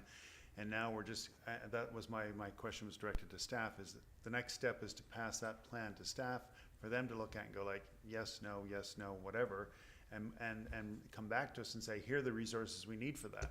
So I think we're at that point, as Councillor Duncan's suggesting, is that we approve the plan as it is. We're not going to change it. It's what we purchased, and now what are we going to do with it? And I think, as Councillor Novak suggested, we've got the plan. The next part is moving forward with what it is. Thank you. Thank you, Councillor Duck. I'll turn to Councillor Novak. Thank you, Mr. Mayor. I think it's important to recognize that this is a 5-year plan. This is not, as I heard somebody mention, a snapshot, no disrespect intended, but it's definitely not a snapshot. It's a plan.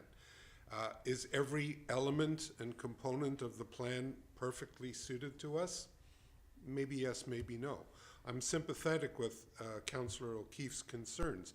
There are parts of the plan that are better than others, but I think it's a poor use of our time to dissect it and go in and try and tease out those components that maybe are not quite perfect at this point in time. That, in my view, is what the ultimate person or entity, as stated in this potential motion, their task would be. Once we can move this to an implementation phase with a person responsible, they will go in and tease out the components. They will be the ones that will develop an implementation strategy for each of the components, each of the initiatives. Some may be going forward like a freight train, others more like a dicky bird flying off into the sunset. Some are not going to be very strong at the end of the day. Some are going to have great value to us. It's a waste of our time to try and determine that now, once we're trying to decide whether or not we want to implement this or not. I think we need to go forward with it. I think we need to move to the next step, implementation plan, whether it sounds like Councillor Duncan's potential motion or not is unimportant. We can work that out in the next round of this, but I would definitely vote to approve this plan as presented and then move forward to an implementation strategy. Thank you. Thank you, Councillor Novick. I'll turn to Councillor O'Keefe. I'll try not to repeat myself, but what I understood from watching the EAC meetings on the topic is they weren't saying to go ahead and approve the plan. They acknowledged that it needed some work, and that it wasn't necessarily ready for approval. That was my takeaway, and so that's why I think maybe we're ultimately saying some of the same things. It's just a matter of, do we do that extra work? Do we get staff to do that extra work first before we approve it, or do we approve it and then get staff to do the work? So I'll just leave my comments there. Thank you. Thank you, Councillor O'Keefe. Seeing no further discussion, I'll call the question. All in favor? Opposed? One opposed, Councillor O'Keefe. The motion carries. Thank you for the discussion, Council. And so I'm going to turn to Councillor Duncan, who indicated that she might wish to amend the motion that came from EAC. Councillor Duncan, just a suggestion that if you're looking at changing some words within the motion, that perhaps you could read the motion and then come back, and if you're changing the words or if the motion is changed substantially, I'll leave it to your discretion. Yes, thank you. I believe I've pretty much entirely reworded it. It's not an amendment anymore. So it would be an alternate motion that I hope incorporates what the EAC was wanting and what Councillor O'Keefe wants as well, which is that the Town of Sydney appoints a lead person or entity responsible for creating a refined implementation plan that prioritizes the initiatives, works with partner organizations and staff to report back to Council on the initiatives for which the Town of Sydney will be accountable and the next steps for implementation. I'll second that motion. I like that. Point of information? Yes, Councillor Duck, I'll recognize your point. We've actually passed this motion in a previous council meeting. And so this is a new motion. So just to recognize that this is not a motion to replace this one. It is actually a new motion to refine it, per se. So Just to clarify, Councillor Duck, we did not approve this motion. This motion came forward to our council meeting, and we referred the motion to the strategic planning session. The strategic planning session referred the motion back to this. So it's not a motion that's technically on the floor, but it is a motion that we should consider. We have, with precedence, we have received motions from advisory committees, and when they come forward, we have chosen, and I'll turn to Ms. Nelson, we have chosen to move an alternate recommendation. That is correct, and Yeah. you have every right to do that, yes. So I think Councillor Duncan is thank you for the clarification. process. Thank you, and thank you for raising the question. Sorry, we did have a mover, and Councillor Novick was the seconder. I'll turn to the mover. Yeah, thank you. I don't know if I have any more to add that I haven't already said in our previous discussions, but I think just what I was trying to capture here was that Councillor O'Keefe is concerned about there still being a lot of parts in there that are outside of our jurisdiction, and she wants staff to make sure that they can go through this with that person, and that it comes back to us again saying what the town of Sydney is still actually accountable for. The recommendation that came to us from the EAC, I felt, made it look like there's all of these things in there. We're still gonna get a report back that the town of Sydney, it still has that word accountable in there, that we were still kind of having to look at stuff that we couldn't really move forward on and wasn't our responsibility anymore. And I'm trying with the way I phrased this, I hope I succeeded, to make it clear that the next steps really are to look at our partner organizations, town of staff, and what we have, so that actionable items that we actually would be assigning budget to and staff time to would be something that would come out of that plan with that lead person. And if other organizations are taking any of those other initiatives and running with them, they don't need to keep coming back to us with an annual report or anything like that we have to hear from. We want to know just what our budget and what our town staff are going to. Thank you, Councillor Duncan. I will insert a question. I'm actually going to turn to staff for just a moment. Ms. Nelson, do you feel you have the motion captured? I have the motion captured to the point where it says reports back to council, so the end part, if you could repeat the end part of that. If you could just read in its Yeah. entirety one more time, Yeah, for Councillor sure. Duncan. Thank you. That the town of Sydney appoints a lead person or entity responsible for creating a refined implementation plan that prioritizes the initiatives, works with partner organizations and staff to report back to council on the initiatives for which the town of Sydney will be accountable and next steps for implementation. Yeah, so it doesn't, yeah. Okay, so thank you, Councillor Duncan, and thank you, Ms. Nelson. I'll turn to Mr. Humble. Thank you, Mr. Mayor. I'm a little bit challenged with the motion because I'm not sure what's going to come back to council. I mean, Yeah. I assume this direction then is that we are just going to go out and appoint someone. I'm wondering if the recommendation or the motion should be that the EDC's recommendation that the town of Sydney appoint a lead person or entity accountable to the town, etc., be referred to staff regarding potential options and report back to council. Basically on the feasibility or options associated with appointing a lead person or entity. Yeah, I guess it's a point of clarification or interpretation. My understanding from the EAC's recommendation, and I'll speak to the motion that Councillor Duncan made, is that it will go back to staff, and staff will bring forward recommendation on the entity or entities to move this plan forward. It captures it with it. It says, assumes lead roles identified in the plan, refines the plan, prioritizes the initiatives, works with partner organizations, and reports back to council. It is not going to implement, it is going to recommend next steps to council. That's my comment on the EAC motion. My comment on Councillor Duncan's motion is I don't see the difference between what Councillor Duncan put forward and this motion. And that's with all due respect.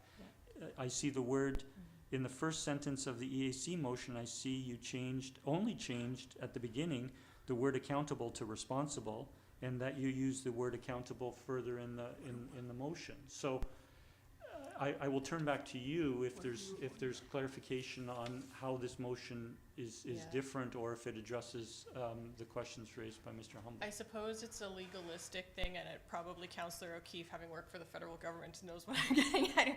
That the response, and I guess addressing, Mr. Humble's point that if I had perhaps divided it so that the town of Sydney was appointing a lead person or entity responsible, but to have the lead person or entity accountable for the town that does these things, refines the plan, it was the fact that they still have and works with partner organizations and reports back to council. That if you take the middle stuff, because it's a very long sentence, that they're saying there's a lead person or entity accountable to the town of Sydney to continue that work and report back to council. So depending on what they've got, if they continue with some of these things in the plan that Councillor O'Keefe specifically mentioned that are outside the scope of the town of Sydney, by just the way it is currently phrased, it is saying that since they are accountable to the town of Sydney, we are still having like a consultant who will be for the next 5 years having to report back to us with like metrics on doing these things, that we're somehow still accountable for this action item going forward, even though it's outside of our jurisdiction, that it's still in our bailiwick. And so I've rephrased it so that there's somebody who's responsible for writing this, but the town of Sydney becomes accountable only for things that are within the town of Sydney's current scope, that we are responsible for implementing, for assigning budget to, for assigning staff to. Whereas just it depends on how if you think that accountable and responsible are identical, but in legalistic consultant terms, they are not. That's all I was getting at there. Okay, I'll turn to Councillor O'Keefe. Thank you. No, I see that there's a distinction in Councillor Duncan's motion, and I support it. And because when I'm thinking of a lead entity, I'm not thinking about an external person.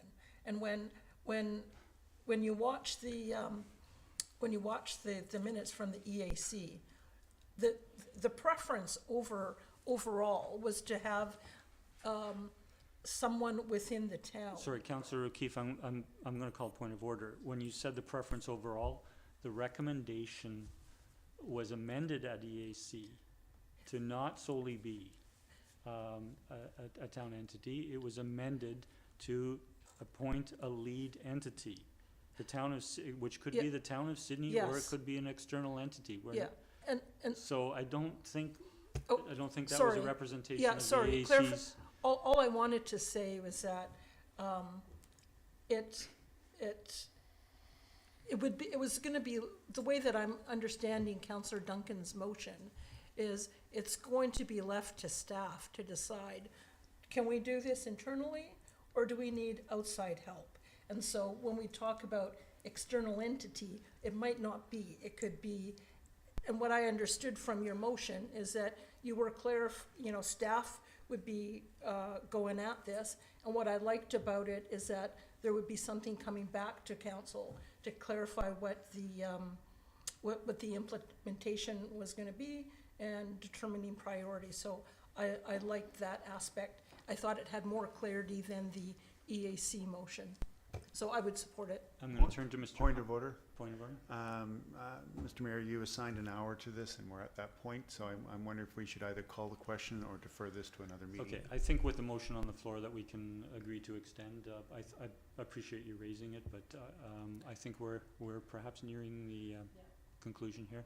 So I'll turn to Mr. Humble. Thank you, Mr. Mayor. So my point is that my previous point was that what I don't see in the existing motion is a clear direction to staff in terms of what our role is right now in terms of reporting back on options associated with what this entity is. It's not clear in the actual motion itself. So I need that clarified in terms of what is the next steps for staff. But sorry, Mr. Humble, but did you feel that the EAC motion captured direction to staff? No, it doesn't. Okay. As a standalone motion, it does not provide any clear direction to staff. Okay, so I'm Councillor Keefe. You can wait. We did by consensus agree to 1 hour. I can foresee that if staff is requiring clarification on either the AC motion or the motion put forward by Councillor Duncan, that there will be some more discussion. It was not a motion for the meeting to be held, or to that component to be held to 1 hour. So I'm going to, by consensus, seek to extend it to 8:15 to discuss a clarity within the motion to staff.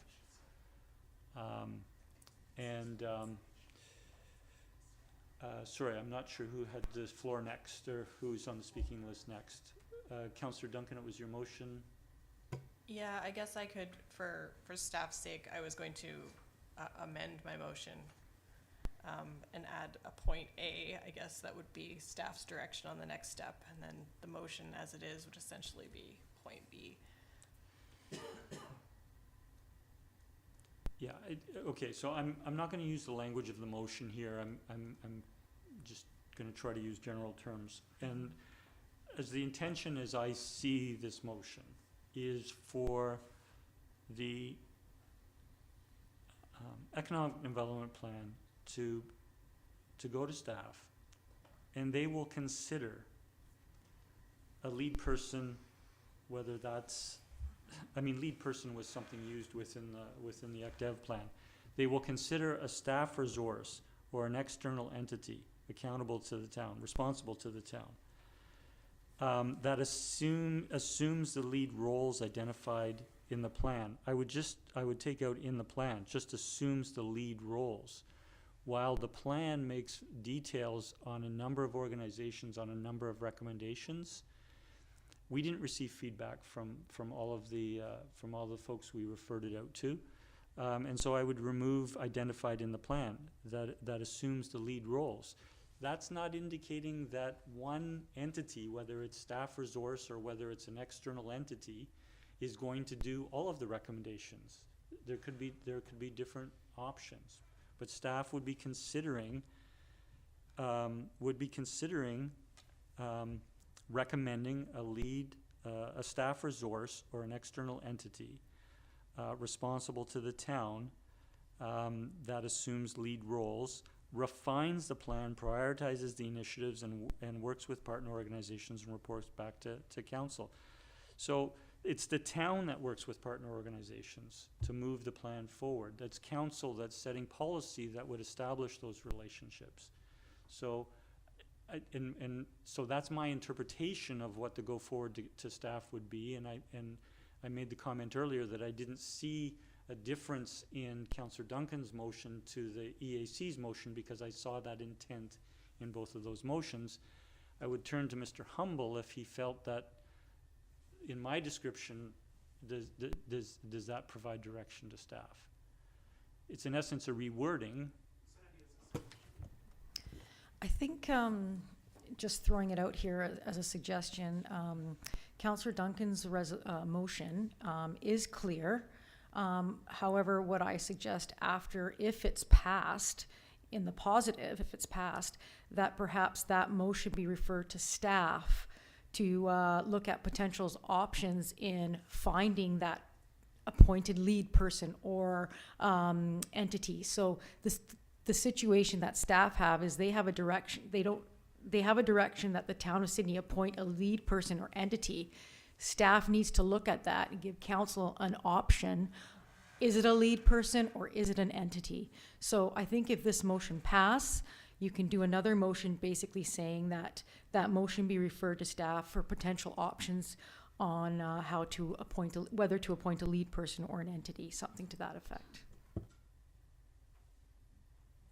Councillor Duncan. Yeah, thank you. That was all I was going to suggest, was that was the misunderstanding, was that their next step was they want to report back to us on who that implementation would be, because I've basically written the request that would go, if we were going to a consultant, we'd say, here's your objective, but they want to report back to us first on who that consultant or internal person would be. So having it, I was actually going to say, do it the other way around, that the staff have the staff motion first, but I think since we're already discussing my original motion, to do it the way Sandy's just suggested is more appropriate. Okay, I guess I have a challenge with passing a motion that indicates the town of Sydney appoint a lead person, and then passing a motion after that asking staff to bring back options on appointing a lead person. I think we can just have a motion that requests staff to bring back options on implementation of the plan, quite frankly. I think we understand. Quite frankly, that the plan be referred to staff to consider options in moving the plan forward, for lack of a better phrase. I mean, we've identified these different components to it. I'll turn to Councillor O'Keefe. Yeah, so sorry, actually, that was the recommendation I was going to put forward, is that the economic development plan be referred to staff to review and report back to council on. And what I was gonna say is actions in the plan that are already underway are no longer relevant. Internal capacity and resources available to take on elements in the plan, and additional resources required via additional funding or other entities to move forward. Does that capture what you thought you were gonna do? Or- Just point of order, we've got a Okay. motion on the floor. Yeah, we have a motion on the floor, and we're recommending another motion. So, So I'm just wondering if what I said provides better clarity for staff, something along those lines. Any of the aforementioned options work. I just wanted to make it clear that that had to be done, so I'm good with whatever option council decides. okay, I'm gonna turn to the mover of the motion that is on the floor, and if you would like to withdraw that motion, and then we will have another motion put forward, and we can seek to amend that motion as we feel necessary. I don't see the point in withdrawing the motion. I feel the Councillor O'Keefe's motion she's just discussed is essentially a lot of this one, but then with what I think would be a following motion added to it, but that can be done much more simply. What I think I would do if we passed this motion was to simply do as Sandy recommended, and put that I succinct recognize you direction to as a staff, speaker. and I think that got rid of all of the problems, really. Councillor O'Keefe was asking for staff to report back on what was feasible. That's already in my motion. That's why it says works with partner organizations and staff to report back to council on initiatives for which the town of Sydney will be accountable. So that once they have a lead person, staff would then be talking to that person about what they could do, and the partner organizations about what they could do. So I don't feel that that's currently missing. It sounds like staff got their direction informally. I feel like it would be nice to just button it up to be able to add this as a,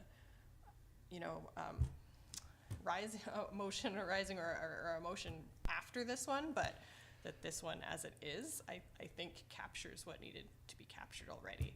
Okay, so I'm hearing from the mover. I've acknowledged the speakers, Councillor O'Keefe and Councillor Novick. We'll speak after. We'll speak next. What I'm hearing is that the mover of the motion does not choose to withdraw the motion. I also hear the movers of the motions saying that she would perhaps take staff suggestion to make a subsequent motion after this motion. I'm going to express my concern that if we make this motion, whether it's Councillor Duncan's motion or the AC motion, that if we have to make a motion after that, that's in essence clarifying the motion that is on the floor now. And I don't feel we should be having to move a motion and then pass a subsequent motion clarifying the motion that we just passed. I will turn back to Councillor Duncan. Okay, so I mean, I also put it in my notes that it could be point A and point B, but normally when we make a motion that has an A and B, we split them anyway and move them separately, which is the only reason I didn't do it that way. If you would like me to move both point A and point B simultaneously and we vote on both simultaneously, I can do that. Okay, so we have a motion on the floor. I'm going to take that as part one. If you would like to amend the motion with part two, please proceed. So part two would simply be that staff report back on their recommendations for the lead person or entity. Okay, do we have a seconder? Okay, so now we're voting on the amendment. Is there any discussion on the amendment? Seeing none, I'll call the question. All in favor? None are opposed. The motion carries. So we're back to the main motion as amended. Is there any further discussion on that motion? Councillor Novick. Well, I had wanted to speak on this since it first came on the floor, but thank you, Mr. Mayor, for finally getting back to me. I think the critical component here is that we have a mechanism for implementation. And if Councillor Duncan is satisfied that the motion covers that, I'm satisfied that the motion covers that. That's the essence of all this, is to make this EDC happen, to implement. I understand there'll be a process, we need to get somebody in, staff is gonna make their inquiries and bring it back to council. But once we put our rubber stamp on the individual, it has to be clear that that person now is the lead person, as the motion says, to get this project on the rails. Otherwise, we're just spinning our wheels. Thank you. Thank you, Councillor Novick. I'll turn to Councillor Duck. Point of order, we're at 8:15. I'd like to call the question, but I'd like to hear the motion on calling the question if people want to move to the question. Sorry, you're asking for the motion to be read again? Yes, please. If I can turn to Ms. Nelson, or would Councillor Duncan? Yeah, Please, Councillor Duncan. Well, I'm so sorry. I was going to say if Miss Nelson could read back what she had, because I'm not sure, but if she's writing it, okay. It's So recorded. since I've got it as a 1 and 2 now, that it was that, 1, the town of Sydney appoints a lead person or entity responsible for creating a refined implementation plan that prioritizes the initiatives, works with partner organizations and staff to report back to council on initiatives for which the town of Sydney will be accountable, and the next steps for implementation. 2, that staff report back on recommendations for that lead person or entity. Councillor Duck, okay. I'm seeing no further discussion, so I'll call the question. All in favor? There are none opposed. The motion carries unanimous. Thank you. Thank you, Council. Thank you, staff, for helping us through that as well. Point of order. Can we Councillor have Duck, a 5-minute stand and stretch, please? I'll call a recess for 5 minutes. Thank you.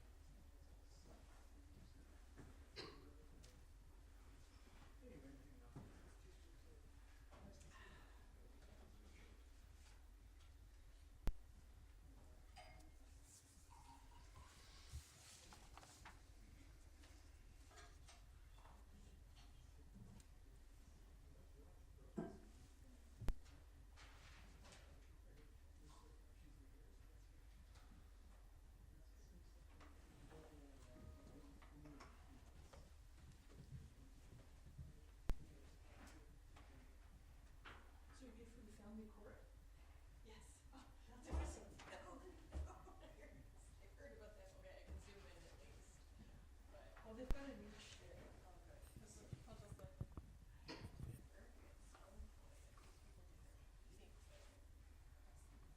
Yeah, so, okay, that's great. I'll respond back to them.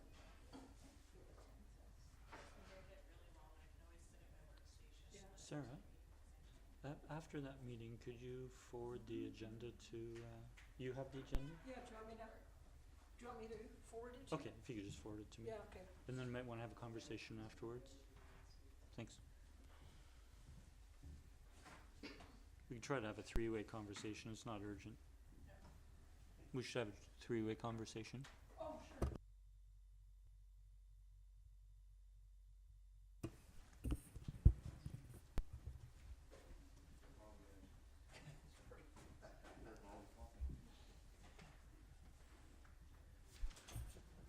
Okay, I'll call our meeting back. And the next item on our agenda is the mayor's report. And we have the CRD board highlights from January 11th, our monthly board meeting. There's nothing I wish to highlight within the highlights, so if I get a motion to receive for information, please. So moved. Second. Moved and seconded. Any discussion? Seeing none, all in favor? The motion carries. Thank you.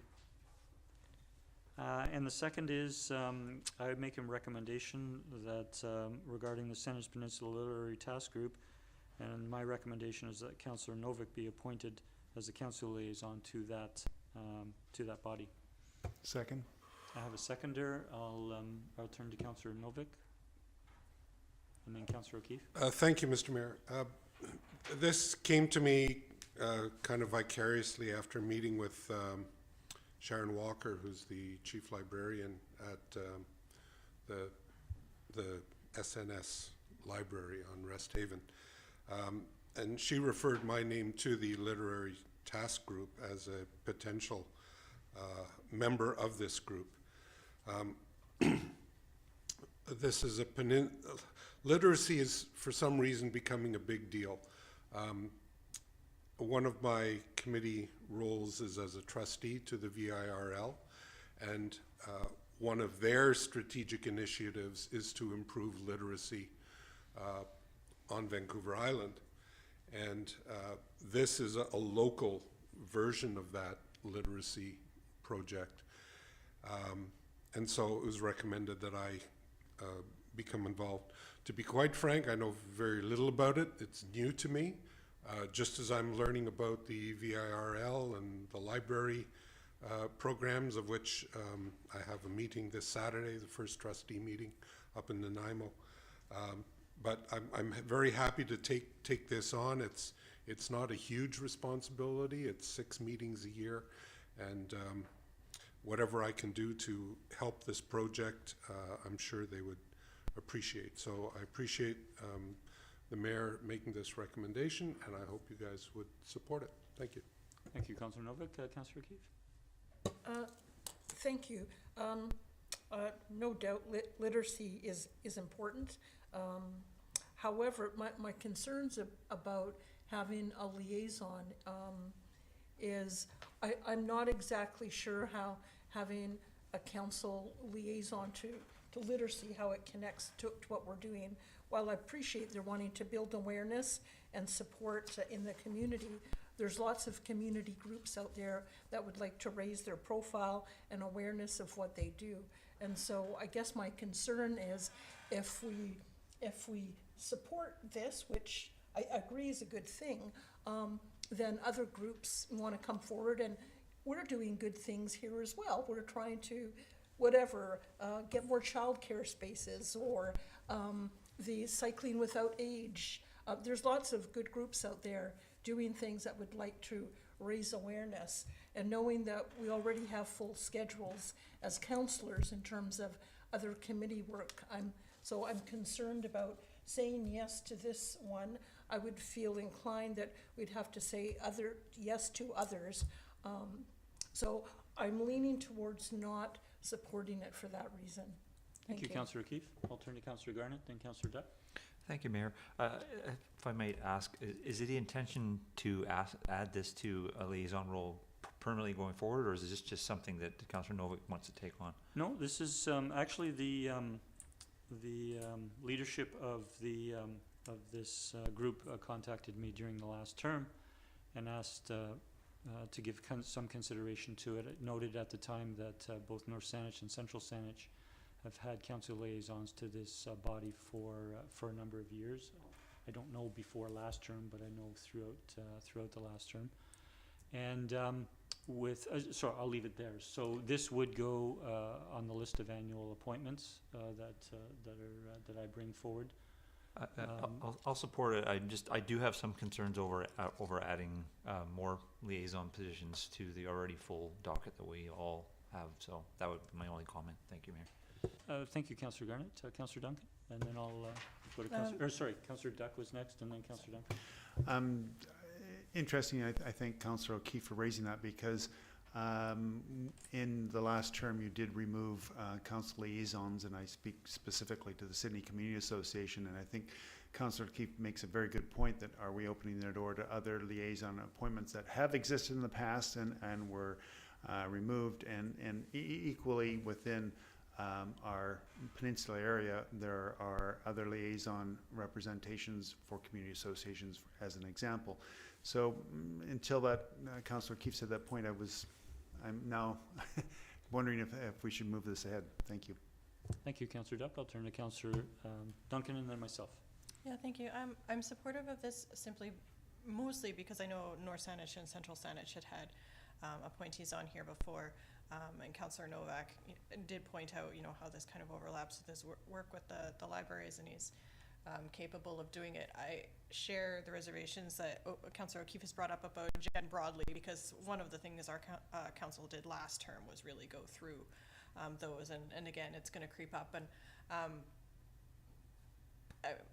my lack of concern there is that if we have somebody who goes to this, they discover it really doesn't add any value, and we won't know because we've never had somebody on this committee before, and they discover this doesn't really add value, then, council either at the end of this term, next council can, evaluate once again all of the liaison appointments and see whether some of the new ones that added were worthwhile, or if they weren't. Councillor Duck brought up, the example of the Sydney Community Association and how we removed that liaison, and the rationale behind that kind of removal would be something like whether it added value or changed the discussion around the table, how council would change that. And with a group like the Community Association, it wouldn't necessarily, because they write to us and are very active at communicating with council anyway. We don't need that liaison, whereas the literary task force, it sounds like we probably might need that, or it might be useful to have the library borough trustee on that as well. I also feel with the Community Association, they're a bit of a watchdog group, and having a council liaison on the group that is somewhat watching over us ends up being slightly more counterproductive, whereas these are ones where we're actually looking at community services that we would potentially be actioning on. And hearing from Councillor Novak as he reports back in his trustee role as well. So I'm in favor with this one going forward, just to see how it is for the term. Thank you, Councillor Duncan. I did make the recommendation, and I'll speak briefly to why I'm supportive of it. It is a town service to our community to provide library service, and as Councillor Novak indicated, the library feels it has the Vancouver Island Regional Library System, as I'm sure GVPL does, feels they have a mandate with regards to literacy, and this organization I'm familiar with when it organized a number of years ago. It organized because there was limited resource within the library system to advocate and have literacy programs, and hence this community organization rose to complement what the various services that our library provides. And it's it was a council mandate at the beginning of the last term to review each of the citizen appointments, which was done, and there were a handful of appointments that were withdrawn. It was understood at the time, having met Mr. Humble and myself, having met with the representatives from those organizations, that if removal or cessation of that relationship previously with the liaison should be reconsidered, that the organization should feel free to come forward and we might reconsider that. That didn't happen last term. I think our relationships are still good with the organizations that we no longer have a council liaison to, but I think the merits of this on its own are worthy of making this appointment, and we can certainly give consideration to this its future, as Councillor Duncan has made reference to after experience on this committee. Seeing no further speakers, I'll call the question. All in favor? Opposed? We have one opposed, Councillor O'Keefe. The motion carries. Thank you. And the third item on which I added tonight was just a brief shout out,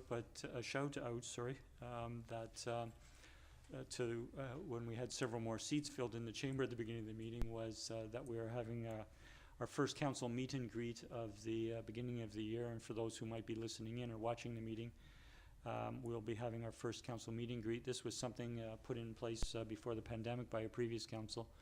And it's an opportunity for the 7 members of council to come for an evening here at the council chamber in a less formal. It's not a formal meeting. There are no votes or discussions, deliberations. But to meet new members of our community, or members of our community who have an interest in a particular topic that the town provides service in, and just have a one-on-one discussion or in small groups with those individuals. We have historically done those through the last council resolution, previous council resolution, done them in the months where there is a 5th Monday. And for those that are familiar with our calendar, there's 4 of those a year, and so the next date after this one on January the 30th will be on May the 29th. And so all council members have confirmed being able to attend the 29th, and we look forward to doing that for our community. With that, I'll move on to council reports, and I'll turn to Councillor Garnett, our liaison to the City Museum and Archives. Thank you, Mayor. I attended the latest board meeting on this past Saturday, January 21st, and some numbers are in for the end of the year. Visitor attendance was good for the last 2 months of 2022, with 1,960 visitors welcomed. And for the year, there were 11,835 visitors to the museum in 2022. Financially, the museum remains in solid financial position, with the combined visitor donations for November and December being around $6,677.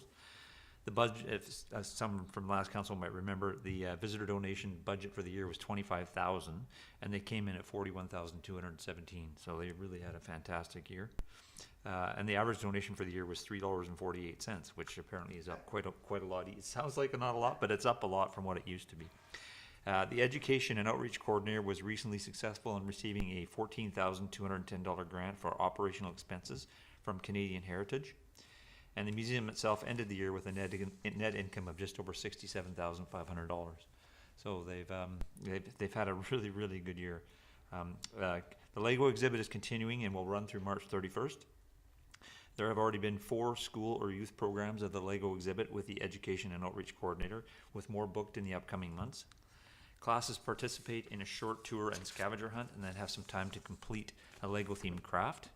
And just a reminder to the community that the Lego master builder, Mr. Robin Sather, will be here for the Family Day weekend, which is their big event. So please plan to attend. Just as a summary, this was the first year they did Lego in December. Normally it runs January to March, so they added a month. And it was very successful, as you can tell by the numbers of visitors and donations. However, the board, after discussion, has decided to return the exhibit to its normal running time of January to March after this year. And this is because they had issues around staffing, people wanting to be away for the holidays, weather impacted it, and also getting volunteers, because they go away for holidays as well. So in that particular time frame, it made holding something of this magnitude quite challenging. And actually, the executive director was somewhat concerned that by having it for 4 months, were we now a museum that held the Lego, or were we a Lego exhibit that was a museum? So he wanted to bring more of the focus back on the fact the main function of them is to be a museum. So that's one of the main reasons why they've switched back going forward. With regards to the time immemorial project, which is the waterfront signage, there is a a survey on the museum website, and you're welcome to go there and participate and provide some responses and communications to them with regards to it, and they would welcome that very much. And the final thing is the museum and archives will be having their AGM on April 15th with the site and time to be determined. But just if you're planning to attend, that's the date to put on your calendar. And that's it for me, Mayor. Thank you. Thank you, Councillor Garnett. If there are any questions of Councillor Garnett, we'll look for a motion to receive the verbal report. So moved.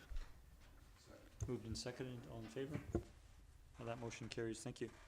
And so we'll next turn to committee reports. We have 5 different committee reports before us tonight. I'm going to, as is the regular practice, turn to our council liaison for those committees to move approval of minutes and recommendations. And so I'll begin with 12A, which is the Economic Advisory Committee in their meeting of December 8th. And I'll turn to Councillor Duck, our liaison. Yes, I'd like to move and the recommendation the minutes be received for December 8th. Second. Seconder, discussion? Any discussion, Councillor Duck? Seeing none, all in favor? None are opposed, the motion carries. And we're turning to 12B, which is the Emergency Planning Committee meeting of December 14th. Councillor Novick is our liaison to that committee. Councillor Novick? Thank you, Mr. Mayor. I'll move that the minutes of the EPC meeting December 14th be received. We have it moved and seconded. Any discussion, Councillor Novick? I've nothing specific to say. All the information is there in the minutes. I can't really add anything to that. Thank you, Councillor Novick. I'll call the question. All in favor? That motion carries. Thank you. And I'm going to turn to the Advisory Planning Commission in the meeting of January 10th. Councillor Rintoul is our liaison to that committee. Councillor Duck is Councillor Rintoul's alternate, so I'll turn to Councillor Duck, please. Yes, I'd like to move the recommendation that the minutes be received for January 10th meeting. This was an orientation meeting, so not much content. I'll second. Moved and seconded. And a bit of clarification on that meeting. Any further discussion? Seeing none, all in favor? That motion carries. Thank you. And we're next turning to the Committee of the Whole meeting of January 16th. Councillor Garnett was the chair. Councillor Garnett. I move the minutes be received. Second. Any discussion? All in favor? That motion carries. Councillor Garnett. I'll move recommendation 1. Council recommends, and I so move, that zoning amendment application number RZ 100104 and development permit application number DP 100838 to amend the zoning designation of the property at 2180 Beacon Avenue West in order to allow for the development of a 5-story multi-unit residential development containing 140 dwelling units before to the Advisory Planning Commission for review and comment. Second. Second. Any discussion? Call the question. All in favor? That motion carries unanimous. Councillor Garnett. Committee recommends, and recommendation number 2, and I so move, that staff consult with the CRD on the proposed affordability component of the development, and based on this consultation, report back to council concurrently with the APC minutes with further recommendations regarding the affordability component. I'll second. That's seconded. Any discussion? Seeing none, all in favor? The motion carries unanimous. Councillor Garnett. Committee recommends, and I so move, the final recommendation that staff analyze the potential effect of the development on the need for infrastructure and park requirements in the area in line with the vision outlined in the town's OCP, and report back to council concurrently with the APC minutes with recommendations. Second. Councillor O'Keefe has seconded that. Any discussion? Seeing none, all in favor? That motion carries unanimous. Thank you, Councillor Garnett. And I'm going to turn back to, we have a second set of Advisory Planning Commission minutes and recommendations, and I'll turn to Councillor Duck. I move that the minutes be received from the January 17th meeting. Second. Moved and seconded. Any discussion? I'll call the question. All in favor? Motion carries unanimous. Councillor Duck. Okay, I attended this meeting, but on behalf of Councillor Rintoul, who was the direct liaison, I'd like to make the first recommendation, and that is that the development permit application number DP 100834 to permit the form and character of a 2-story 36-unit multi-family residential development with underground parking for the properties of 2370, 2372, and 2374 Oakville Avenue be approved subject to the following conditions. 1, that the property owner shall, prior to the issuance of the development permit, address design guidelines 25.4.21, textured permeable paving for hard surfaced areas to the satisfaction of the senior manager of current planning. And 2, that the property owner shall, prior to the issuance of a building permit, A, pay to the town a deposit in the amount of 115% of the estimated cost to complete the hard and soft landscaping for the development. B, register a restrictive covenant on the title of the property prohibiting the future strata council from passing any bylaws that restrict occupancy of the building based on age. And C, register a flood hazard covenant on the title of the property referencing the submitted engineer's report. I'll second that. Thank you for reading that out, Councillor Duck, and we have it seconded by Councillor Novick. Any discussion? Just to say that I also have the record of decision if there's any questions to that, so if anybody has further questions, then I can answer them. Thank you, Councillor Duck. Seeing no further discussion, all in favor? Motion carries unanimous. Thank you. So now move to recommendation 2. One, that the owners and tenants in the occupation of the property within 75 meters, 246 feet of 10137 5th Street, 10145 and 10147 5th Street and 2411 Malibu Avenue be notified regarding development variance permit number DV 100319 to relax the minimum front setback, and with that any written correspondence received be forwarded to council at the time of consideration of approval of the variance. 2, that development permit application number DP 100835 to permit the form and character of a 16-unit, 2.5-story multi-unit townhouse development for the properties of 10137 5th Street, 10145 and 10147 5th Street and 2411 Malibu Avenue be approved if council authorizes the issuance of the development variance permit subject to the following conditions. A, that the property owner shall, prior to the issuance of the development permit, address design guidelines 25.6.12, prominent corner features, 25.3.4 and 25.3.14, 25.6.21 C, street orientation of the building facades and entries, 25.4.12, alignment of the window openings, and 25.4.22, hard surfacing variation to the satisfaction of the senior manager of current planning. B, that the property owner shall, prior to the issuance of a building permit, 1, pay the town a deposit in the amount of 115% of the estimated cost to complete the hard and soft landscaping for the development. 2, register a restrictive covenant on the title of the property prohibiting the future strata council from passing any bylaws that may restrict occupancy of the building based on age. And 3, register a flood hazard covenant on the title of the property referencing the submitted engineer's report. 3, that prior to the issuance of the development permit, the property owner address potential safety issues in the common amenity area in the southeast corner of the property by improving lighting and accessibility to the satisfaction of the senior manager of current planning. I'll second that. Thank you for reading that lengthy motion in, Councillor Duck, and the second from Councillor Novick. Turn to discussion, and I'll turn to Councillor O'Keefe. Thank you. Question through you to Mr. Duck, Councillor Duck, if he knows. I'm interested in they're talking about wanting the owner to address potential accessibility issues. So did that refer to the comments in the record of decision regarding the telephone pole and the sidewalk and the concern about the width of garage doors for the adaptable units?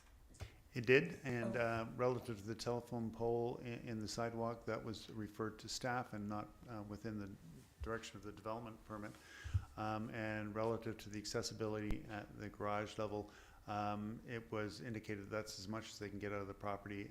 They would look at it, but there wasn't much room to play with. Okay, thank you. Thank you, Councillor O'Keefe. Thank you, Councillor Duck, for taking the question.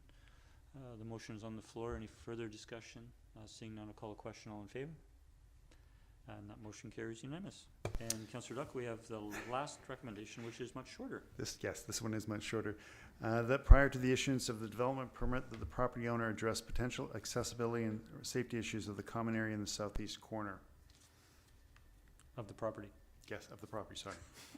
Okay. Do we have Second. And we have that seconded. Any discussion? Seeing none, all in favor? And that motion carries. Thank you again, Councillor Duck. And that concludes our committee reports. We'll turn to our staff reports, and we just have one this evening. It is the monthly, under 13A, is the monthly building report for December 2022. Move receipt. Second. Moved and seconded. Any discussion? Seeing none, all in favor? That motion carries. Thank you. And we're now turning to correspondence, and we know that we have raised item 15.3 from correspondence for information, the 4 letters from residents and 2 rental properties, to item 14A under correspondence. Councillor O'Keefe was the one who was councillor requesting that, and I will first turn to you, councillor. Thank you, Mr. Mayor. I wanted to raise this. It's concerning what we're starting to see in the community. We know that we're in a housing crisis, and this is, in my view, tragic that we're going to lose 20 units of older rental stock. I imagine that the people living in those buildings have got pretty affordable rent because it's old buildings. Staff have indicated these were built, back in 1962, at least one of them. And I know, so it's a concern that these buildings are possibly going to come down and have nice new condos on there, and I don't imagine the people living in those buildings will have any capacity to move into those. Hence, a couple questions I have to staff through you, Mr. Mayor, just in regards to the provincial government, I believe recently announced programs or funding to preserve or renovate older rental buildings, and so I'm wondering if staff have any information in terms of whether these properties would be eligible for that. And then a second question would be around, are there any other options that we have to encourage the current or future property owner to retain those as rentals? Thank you. I'll turn to Mr. Humble. Thank you, Mr. Mayor. Through to Councillor O'Keefe. So with respect to the first question, I think you're referencing, I guess, Premier David Eby's recent announcement regarding the Rental Protection Fund. It's staff's understanding that this particular program is several months away from potential implementation of actual funding. It's also our understanding, and we don't have all the details on the program, but it's our understanding that while it isn't clear that this type of funding would apply to these types of private properties in this particular case, it's our understanding that it's more geared towards nonprofit housing societies. So given the time frame and given what this particular funding may be geared for, I don't think it's going to be helpful, like I said, in this particular case. Staff are not aware of any other potential government funding opportunities, again, that may be geared towards this particular situation. So indeed, it is a challenging situation. It's unfortunate. Given the property's current RM7 zoning designation, the OCP designation, etc., staff really at this point don't see any potential mechanisms that we could utilize to address this particular issue. Councillor O'Keefe? Thank you for looking into that. I think it's something that there will be a high level of interest in the community, and I'm sure they'll want to know what can the town do. So it's thank you for sort of clarifying you know, what we can do and what we can't do. And I guess certainly although there's nothing we can do in this one, I hope it's something that council and the rest of the community will keep in mind as future developments come forward and the need to have below market rental units. So thank you to staff for that. Thank you, Councillor O'Keefe, and I'll turn to Councillor Garnett. Thank you, Mayor. Yeah, I concur with Councillor O'Keefe. When I hear stories like this, it's quite sad. I mean, there's nothing that we're aware of on our horizon that's coming forward. But as we will during our last term, there was the building on that Ravens Crossing now stands on, and there's the one just over here called the Argyle, where purpose-built rental, below market rental was gone when condos came in, which is why I push for the tenant assistant policy which staff crafted, which may or may not come into effect if something goes on there, because it has to be triggered by a zoning bylaw amendment. But if something is beyond that and it goes to that level, there are ways that we work with the developer to help tenants who are displaced from their homes in cases such as this, provided there is that zoning bylaw amendment. So yeah, I'm hopeful that there can be something that can be done for the people, but you know, at least we have something in place that if there reaches to that threshold, we're able to offer some kind of assistance. Thank you, Mayor. Thank you, Councillor Garnett. Councillor Novick. Thank you, Mr. Mayor. We've all just heard, I think it was the last meeting or the meeting before, about the project going on Beacon across the highway, 140 units of residential rental units, or at least residential housing that we are going to ask for a commitment to rental housing for so many years.